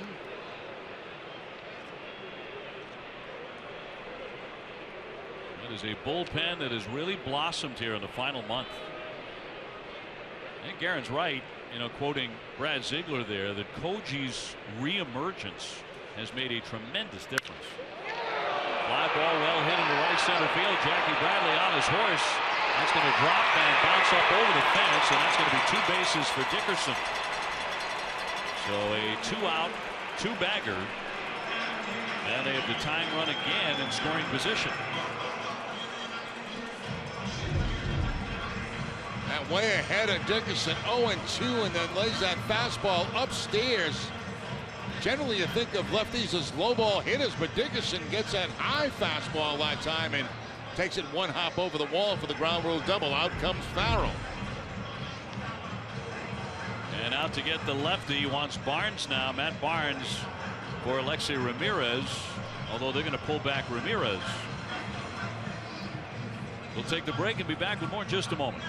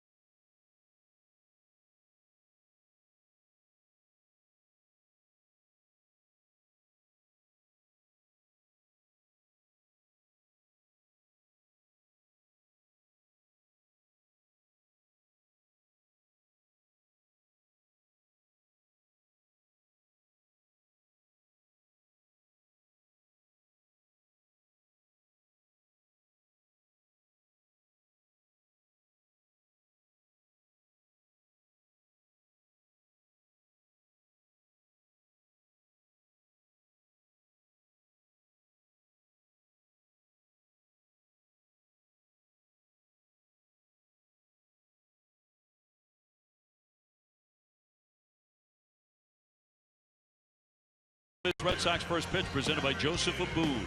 Available at Men's Warehouse. TC, Dennis Eckersley, and Steve Lyons will have an update on the American League playoff races. Red Sox in front in this one, 2-1. Tampa Bay has the tying run at second as Barnes comes on for his 59th appearance. And Cash will counter by bringing on the utility man, Nick Franklin. So he will step in with 2 down, hitting for Ramirez.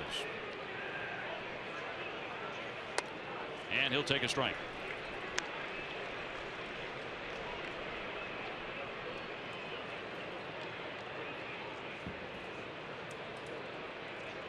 Against right-handers, Franklin's hitting .298 with 6 home runs. And the 0-1.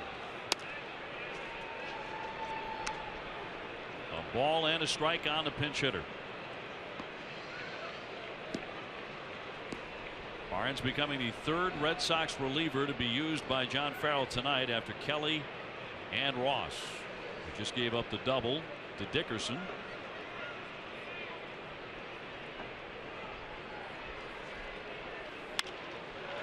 Popped him up. Pedroia and Bogarts back there. Xander Bogarts will take it to retire the side. So Barnes gets his man. Still 2-1 Red Sox.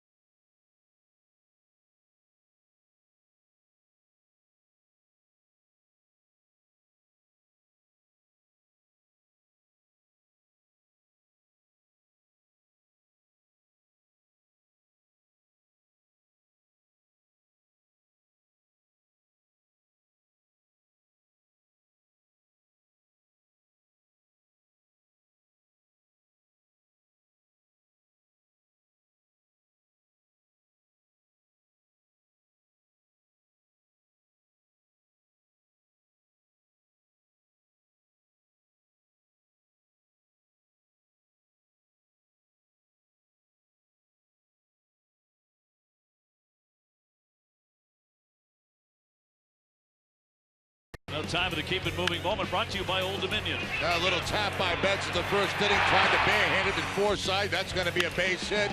Takes a slider to the opposite field and is next at bat. Then they try the changeup, and the changeup gets rifled right back up the middle for the base hit. So 3 for 3 night going to Mookie Betts. Old Dominion helping the world keep promises, and he's going to lead off here in the 8th inning with the Red Sox on top 2-1. Danny Farquhar, the right-hander, to make an appearance against Betts, Ramirez, and Shaw. And Juniel Caracuto is now the shortstop. He takes over for Ramirez.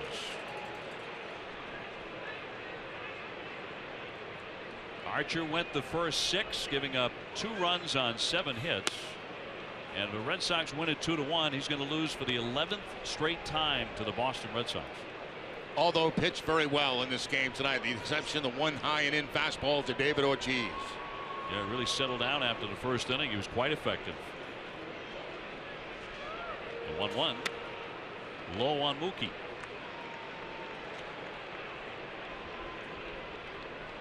Mookie running his hitting streak to 10 in a row tonight with that infield hit in the first inning. And as Jerry mentioned, he's added 2 more singles. 3-1.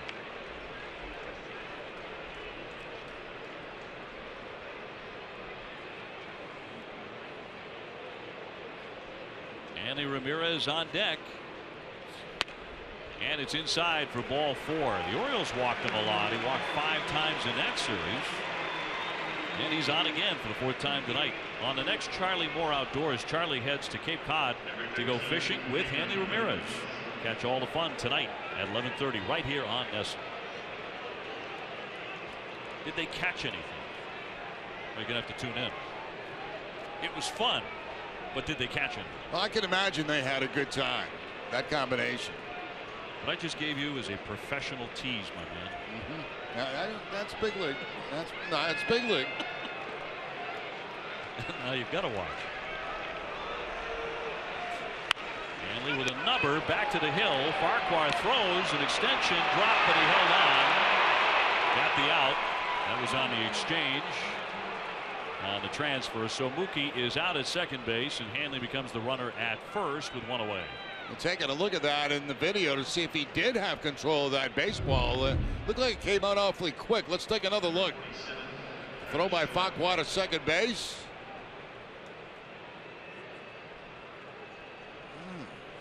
Well, the rule is an out has occurred whenever a player has complete control over the ball in his glove. If he drops it after opening his glove, it will still be ruled an out. Well, if that's correct, and I'm sure it is, that should be an out.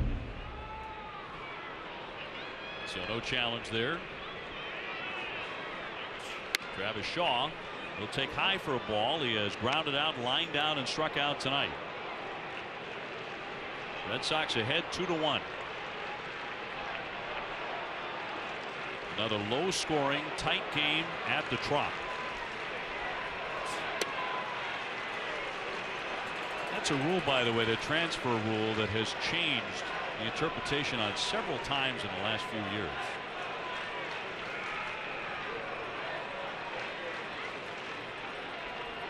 Farquhar takes a sign from Wilson.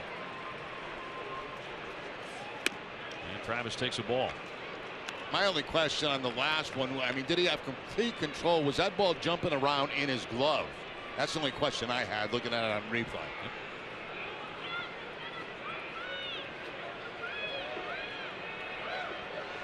The 2-1. That's a bullet down the line, but he hooked it foul. Wicked shot by Travis Shaw, but not straight.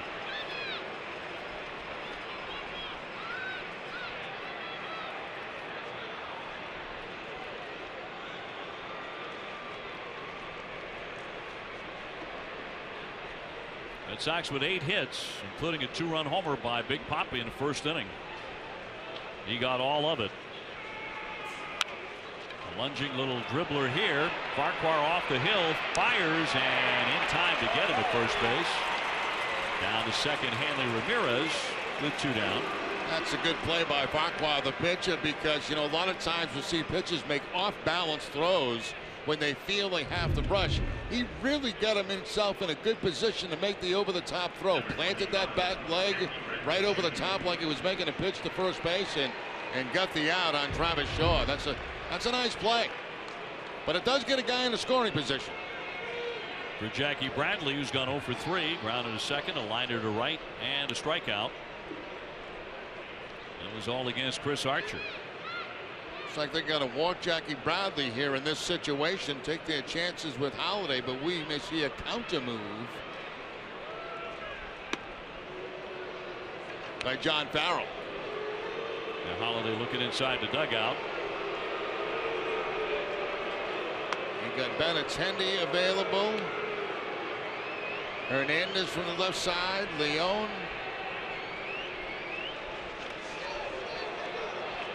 Brock Holt, of course, already in the game as the left fielder. Scheduled to hit after Holiday. And here comes ball 4. So Jackie with an intentional pass. That'll put runners at first and second. Tonight after Red Sox coverage on NESN Sports Today, we have a complete breakdown of the Pats' win over the Texans last night. Plus a report from Bruins training camp. NESN Sports Today presented by People's United Bank. Patriots winning again impressively. Yeah, very impressive. Shutting him out. Well, it's going to be Benintendi. And the Red Sox fans cheer for him. He's already becoming a very popular player. So Andrew to step in here with runners at first and second, a chance to give the Red Sox some room in a tight game. And here comes Hickey. They want to make sure they go over the scouting report against Benintendi. We see this so often when a pinch hitter comes up. They just want to refresh the memory of the pregame meeting they've had about these hitters. Of course, they know Benintendi made one of the great handful of catches in the majors this season right in this ballpark. That was before he injured that knee down that left field line. That spectacular catch. And she got hung up on the fence and stole the home run. It's worth another look. Just a sensational play. A certain home run.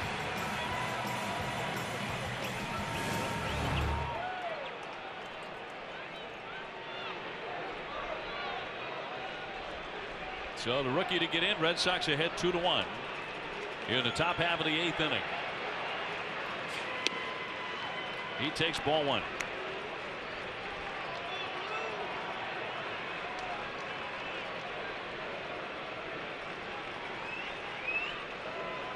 Andrew with a big home run in the Baltimore series. 3-run homer on Wednesday, the second of his career.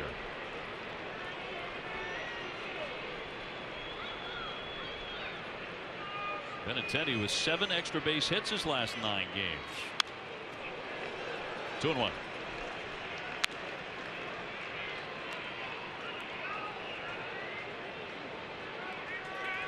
Brock Holt on deck.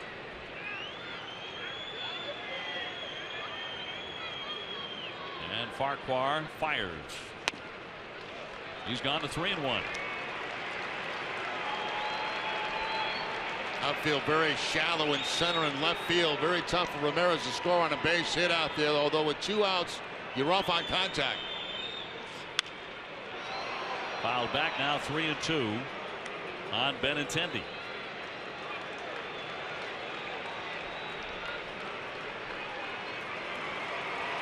Ramirez at second, Bradley at first.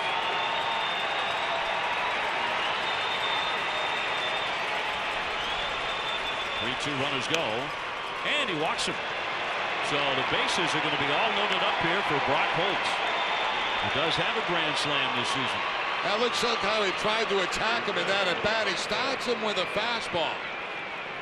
Then he goes to a changeup. Back to the fastball. That one's fouled off. A change. Back to a fastball. And then he tries to put him away with a changeup that's not even close. So Brock Holt takes one way too high for ball 1. He's gone 1 for 3 tonight.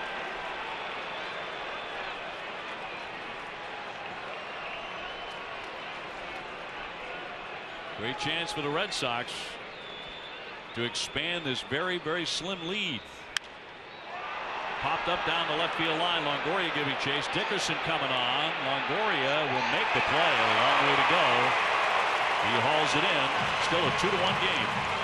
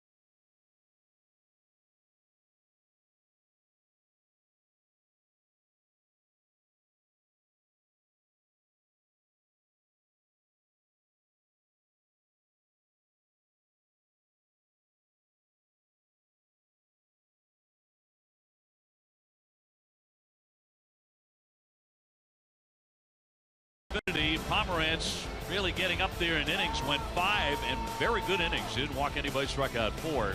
David Ortiz home run number 37 as the beat goes on. Mookie Betts a perfect night. Archer went 6. He was pretty tough. 2 earned runs. Montook with a home run. And is on to the last half of the 8th inning. The Red Sox with a 2-1 lead. Vasquez has taken over behind the plate after Holiday was hit for it.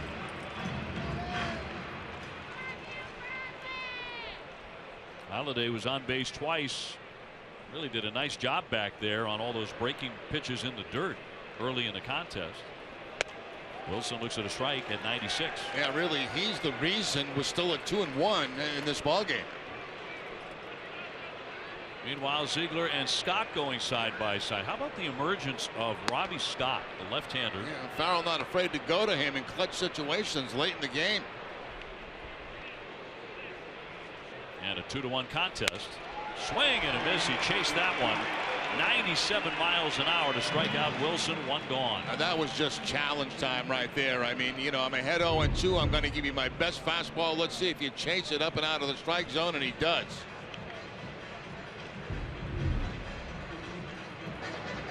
Activity in the bullpen. Boxberger and Colomé. And Cash is going to go to his bench. He's going to bring on Jeff Decker. Just called up on September 16th from Durham. Second time he's been up with the big league club. So the wheels are turning. Both managers going to work here at the Trop tonight, with the Red Sox still on top by a run. And getting very late.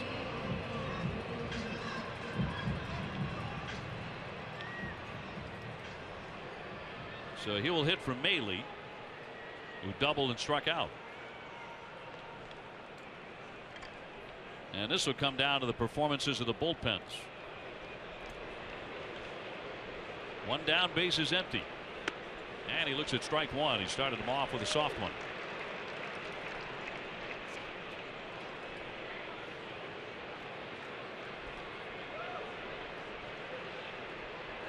Decker has played in 12 major league games this season. He's not had an RBI in about 1 year. at the major league level. And that's a strike. Drops that breaking ball on the outside part of the plate. Questionable call, but Bonds will certainly take it.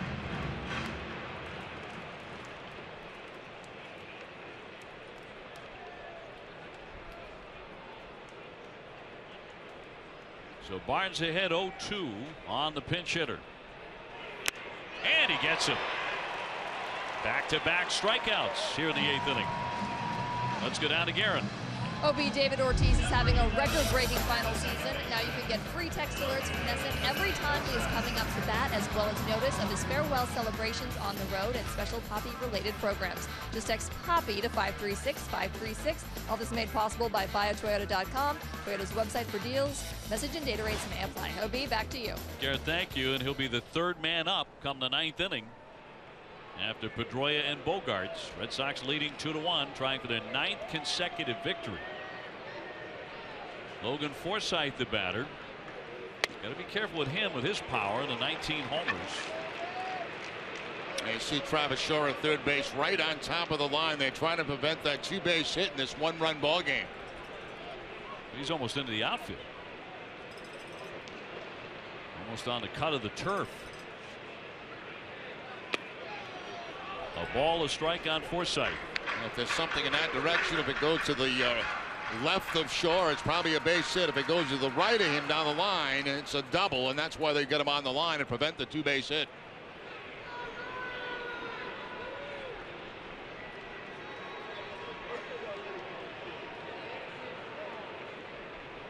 Barnes with a 1-1. Left it high.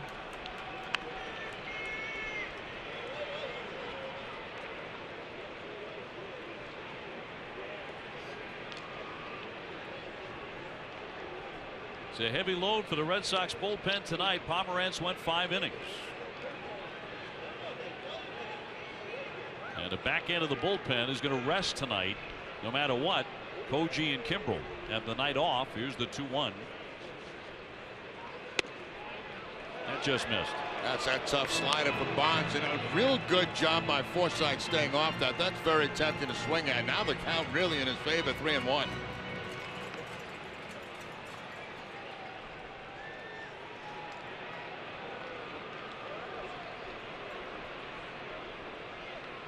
Two down, bases empty. In the bottom of the 8th, and the 3-1 to Forsythe. And he walks him. That was very close. That could have gone either way. And here comes John Farrell. With Kiermaier coming up. And he has the lefty Scott ready to go. So he's coming in with the tying run at first base in the 8th. And we'll be back.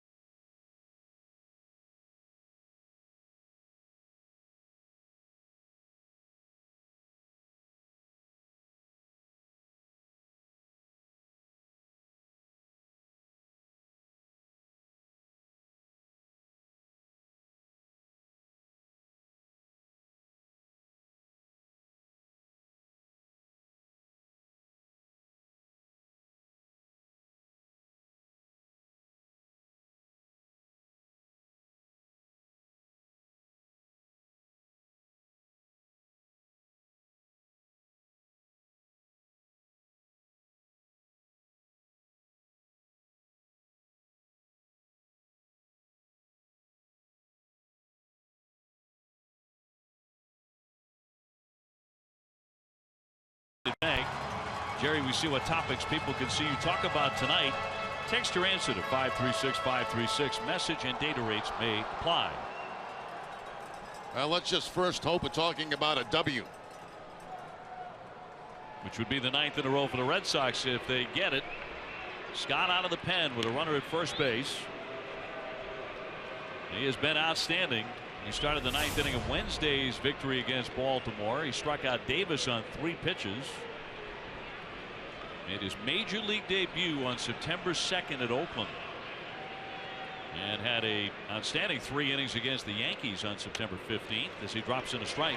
That's what he does very well, too. He drops out to the side and throw that big sweeping breaking ball that if it's on the outside part of the plate against the left-handed hitters.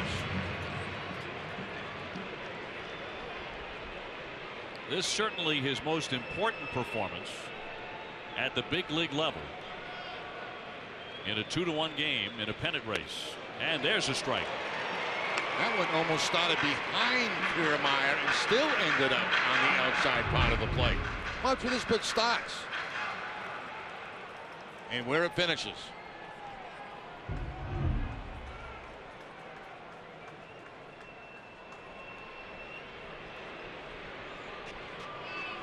The 0-2 to Kiermaier, who has gone 0 for 3 tonight with a strikeout, a fly to left, and a ground ball to second base. As Forsythe gets a tiny lead at first. 1-2. Trying to get him that chase, that fastball, different look that time. Same style delivery, but different pitch. See if he goes back to the breaking ball.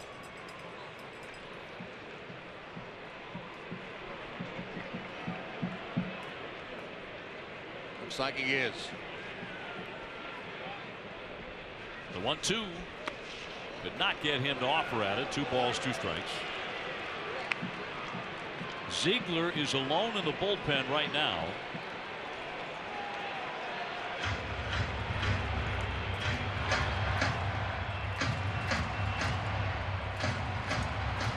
Red Sox 2, Tampa Bay 1. Scott trying to pin down that final out in the 8th. And here it comes. Ground ball to third. Shaw gets him. And the Red Sox get out of the inning. We go to the 9th. Red Sox ahead 2-1.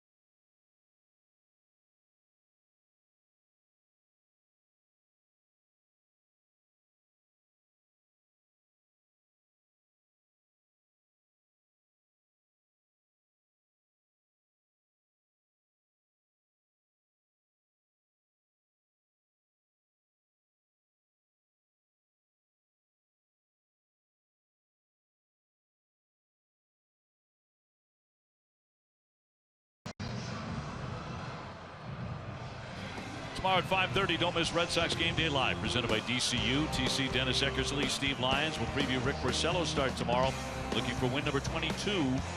DCU, Digital Federal Credit Union. What can DCU save you? David Ortiz will hit third in this inning. Here's what he did in the first inning. Number 37 on the season for Ortiz, and a big long one. That was off the fourth. Whatever they call those things. Catwalk. Yeah, catwalks. So Boxberger making an appearance now, the right-hander who on Tuesday against the Yankees gave up 4 runs, including a 3-run homer to Gary Sanchez. Keeps on hitting them. Dustin Pedroia 0 for 4. Right to the third baseman Longoria, former Gold Glover. 1 man gone. 1 away in the ninth. At the Cancer Center at Beth Israel Deaconess Medical Center, doctors and scientists are working together on therapies of the future today.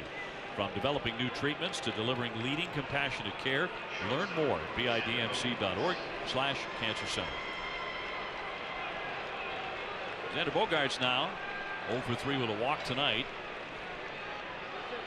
Red Sox ahead 2-1 in the ninth. Ziegler warming up down the left field corner. He is tonight's Red Sox closer. That's a job he performed with great success with Arizona.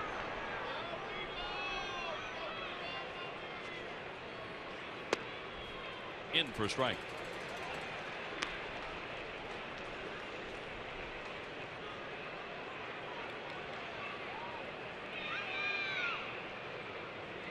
Red Sox with just 8 games left after tonight.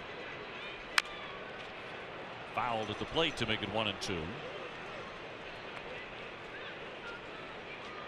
And getting closer and closer to clinching a postseason spot.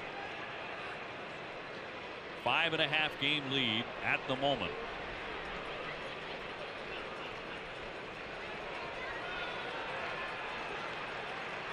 The 1-2 from Boxberger.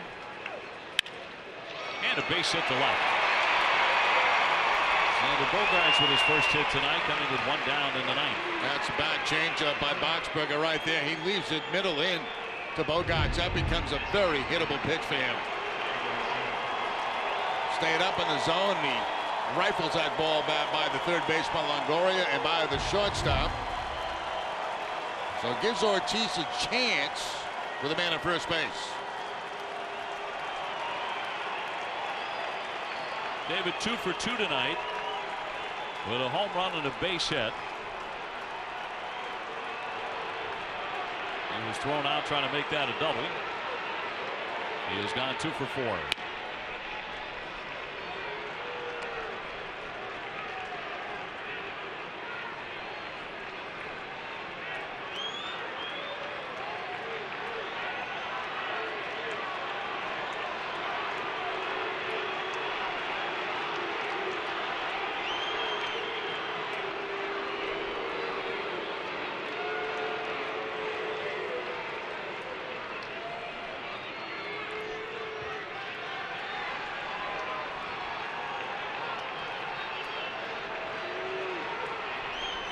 The 1-0 in for a called strike.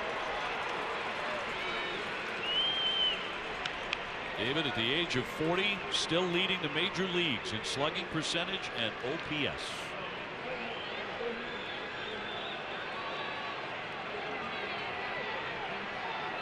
Bogaerts on at first. I don't know why the throws to first. It's highly unlikely Bogaerts is going to go. I mean, if he goes and he's safe, they walk Ortiz. You want Ortiz swinging the bat here.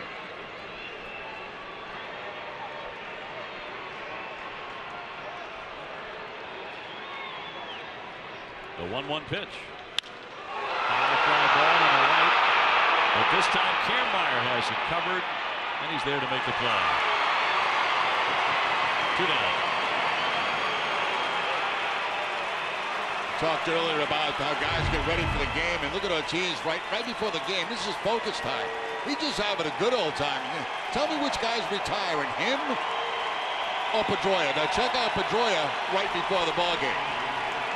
Coming into the picture now, just focused on what he's about to do, leading off the game. 2 totally different attitudes and looks. Has a great perspective. And it's not changing. Here's Mookie Betts. Mookie with 3 hits tonight, 3 for 3 and a walk. Sox ahead 2-1. We are in the 9th inning.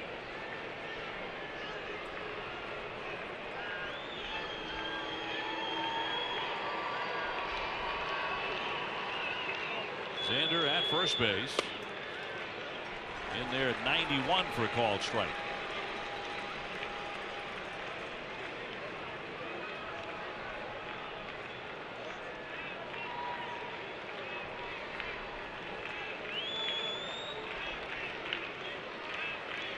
And Boxberger with a 1-1.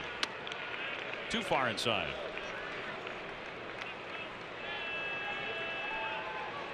Red Sox having a tremendous September at 15-5. And perfect timing to rip off an 8-game winning streak, trying to make it 9 tonight. In for a called strike, evening up the count at 2-2. I think Mookie a little upset with himself. He didn't swing at that pitch. He got a fastball right down the middle of the plate.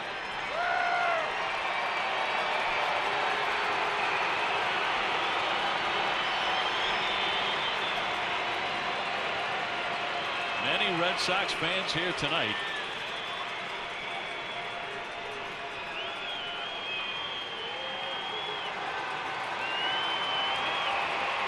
Looking for a little more offense. All the runs in this game were in the first 2 innings.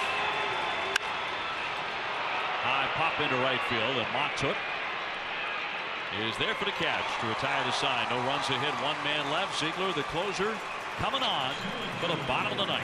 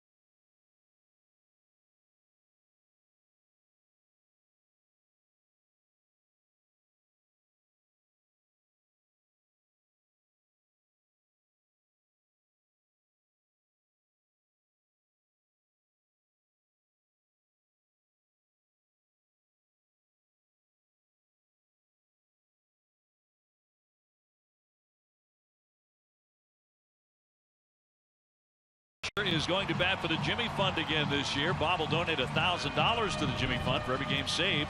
Everybody saves at Bob's, the only choice for untouchable furniture value. Available in-store or at mybobs.com. So Craig Kimbrell resting tonight. It's up to Brad Ziegler to end this one. He's been pitching so effectively, a 1.46 ERA. First man he'll face, though, is Longoria with 36 home runs and 5 of them off the Red Sox this year. And then Miller and Montook. 1 ball and 1 strike. Sox ahead 2-1, bidding for a 9th straight victory. And once again, with the 1-run difference, right on the line is Travis Shaw at third base. The right-hander's 1-1, and golf toward the alley. That's going to get down, and it's up against the fence. Jackie Bradley scoops it up. It's 2 bases for Longoria, who continues to be a clutch guy for Tampa Bay. Been a lot of doubles tonight in the game for the Tampa Bay Rays. That looked like a changeup, and Longoria right down with it to find that gap. So right away, the potential tying run in scoring position at second base.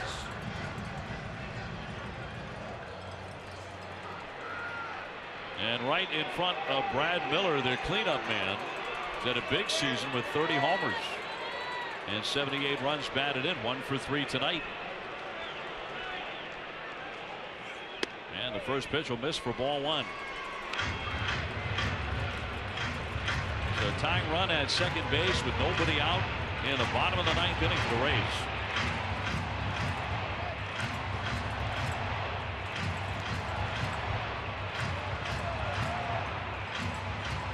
And for Miller, his 30 home runs, 1 more than his career total prior to this season.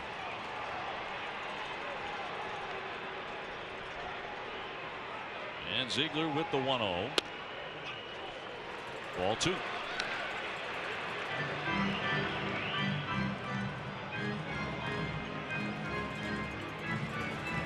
Montook hit a home run back in the 2nd inning, the only run they have scored tonight. That was off of Pomerantz, who went 5, and he can still win it.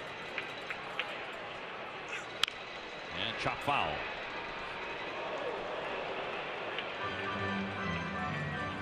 Only 6 hits all night for the Tampa Bay club. This is kind of a typical Tampa Bay game. You know, good pitching, keep them in the game, scrappy, and right now trying to tie the ball game up. Red Sox did load up the bases back in the 8th inning, although they failed to score then. Trying to get some breathing room, but it remains very tight. Here comes the 2-1. Fouled away. All even now on Miller.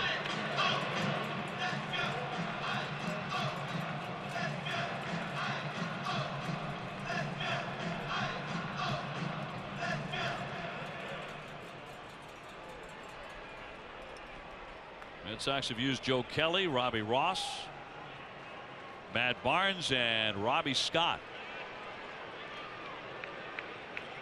All in front of Ziegler. Here comes the 2-2 pitch to Miller. Popped him up. Racing out. Xander Bogaerts flipping off the cap. Back he goes. He makes the play. And a runner back to second base. He was running all night to get that one. We've seen him do this a couple of times, Jerry. Make sure he flips off that lid before he goes to get it. Yeah, and you know, Bogaerts set all this up. I mean, it was interesting to watch. He comes in and talks to Ziegler, and he wants to find out from Ziegler what he wants to throw. So Bogaerts, now after this, will go back and he'll tell the second base umpire Holbrook, look, can you move to your right because I'm going to be playing him a little bit more to pull. He's going to throw a breaking ball. I mean, you know, it's almost like you're telling the hitter what you're going to throw. He's telling him right here, can you move to your right a little bit? So Holbrook will. He'll move to his right, and that opens up the space for Bogaerts. Here's Montook taking inside for a ball. He's belted a home run, singled, and struck out looking. Just a 183 hitter, but he has not swung the bat like one tonight. One man gone. That dips in there for a strike. 72 miles an hour right at the knee.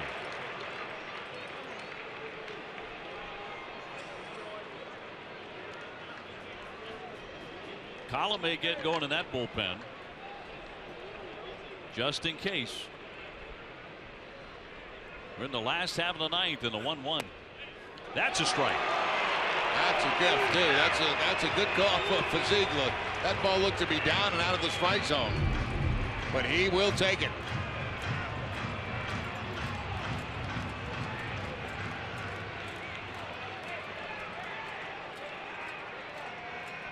That ball's down, said Cash. Brad got the call. Here comes the 1-2. Cut on and missed, and down he goes. He struck him out. Now he goes to the big sweeping breaking ball that time when he got ahead in the count. Starts it to the middle of the plate, ends up way outside, but the chase. The chase is on. They're trying to catch a frisbee. So Matuk fans, 2 down. Dickerson will be the hitter. 244 with 23 home runs. And a left-handed bat. Now you got Pedroia deep in the shift so he could knock down a ground ball. They're going to walk. They're going to potentially walk the winning run, it looks like. Or are they? Now Vasquez stood up and walked out in front of the home plate area. And that's exactly what's going to happen. Yeah, this is very, very unusual, but he doesn't want Ziegler working against the left-handed hitter. Lefty's hitting 250 off him. Right-hander's 213.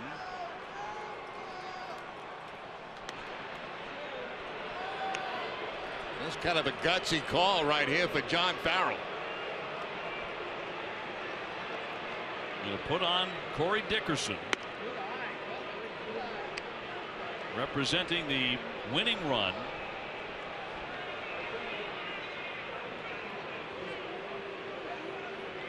And go after the rookie instead. And there's ball 4. So Karakuto, who yesterday against the Yankees became the 7th Ray to make his major league debut this season, will bat now with runners at first and second. Going to be a left-handed hitter, that's for sure. So they just wanted to stay away, it appears, from Dickerson, who's got that home run power, 23, and take their chances with the young player. Yuniel Karakuto, who split the season between Montgomery and Durham. He wound up hitting 3 home runs with 38 runs batted in.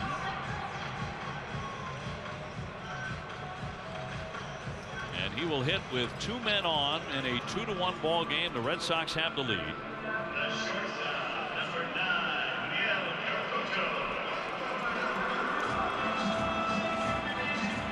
So coming down to a veteran pitcher and a rookie hitter. That defense has got to be deep now. You got to be able to knock any ground ball down. You can't let it get to the outfield and have that potential tying run come across. Karakuto is a switch hitter, batting lefty, and he'll take ball 1. Red Sox trying to hang on and pick up a 9th consecutive victory. Longoria led off with a double, and the pop up, the strikeout, the intentional pass,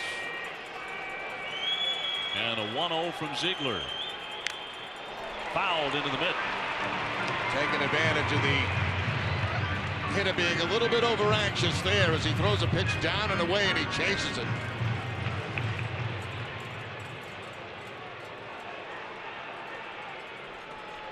A tense one at the Trop. Ziegler with a 1-1. Roll foul. So now the right-hander has the upper hand.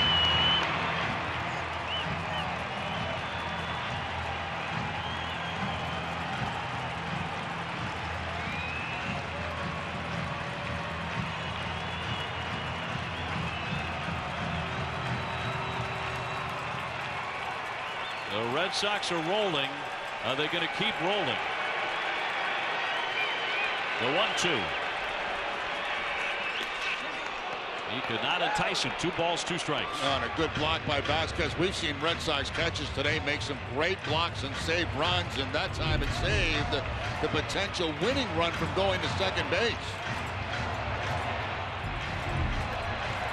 Longoria and Dickerson getting their leads. And here comes the 2-2. The Red Sox have won 9 in a row. Strike 3 by Ziegler to put away the rookie, and the Red Sox hang on 2-1. David Ortiz with what turned out to be the game-winning hit way back in the first inning. That 2-run shot, that's all the Red Sox need. Boy, the bullpen spectacular tonight. Pomerantz gets the win. The loss, and that's 11 in a row against the Red Sox, goes to Archer. And the Red Sox pull it out, TC, by a final of 2-1. How does 9 in a row sound? Now it looks like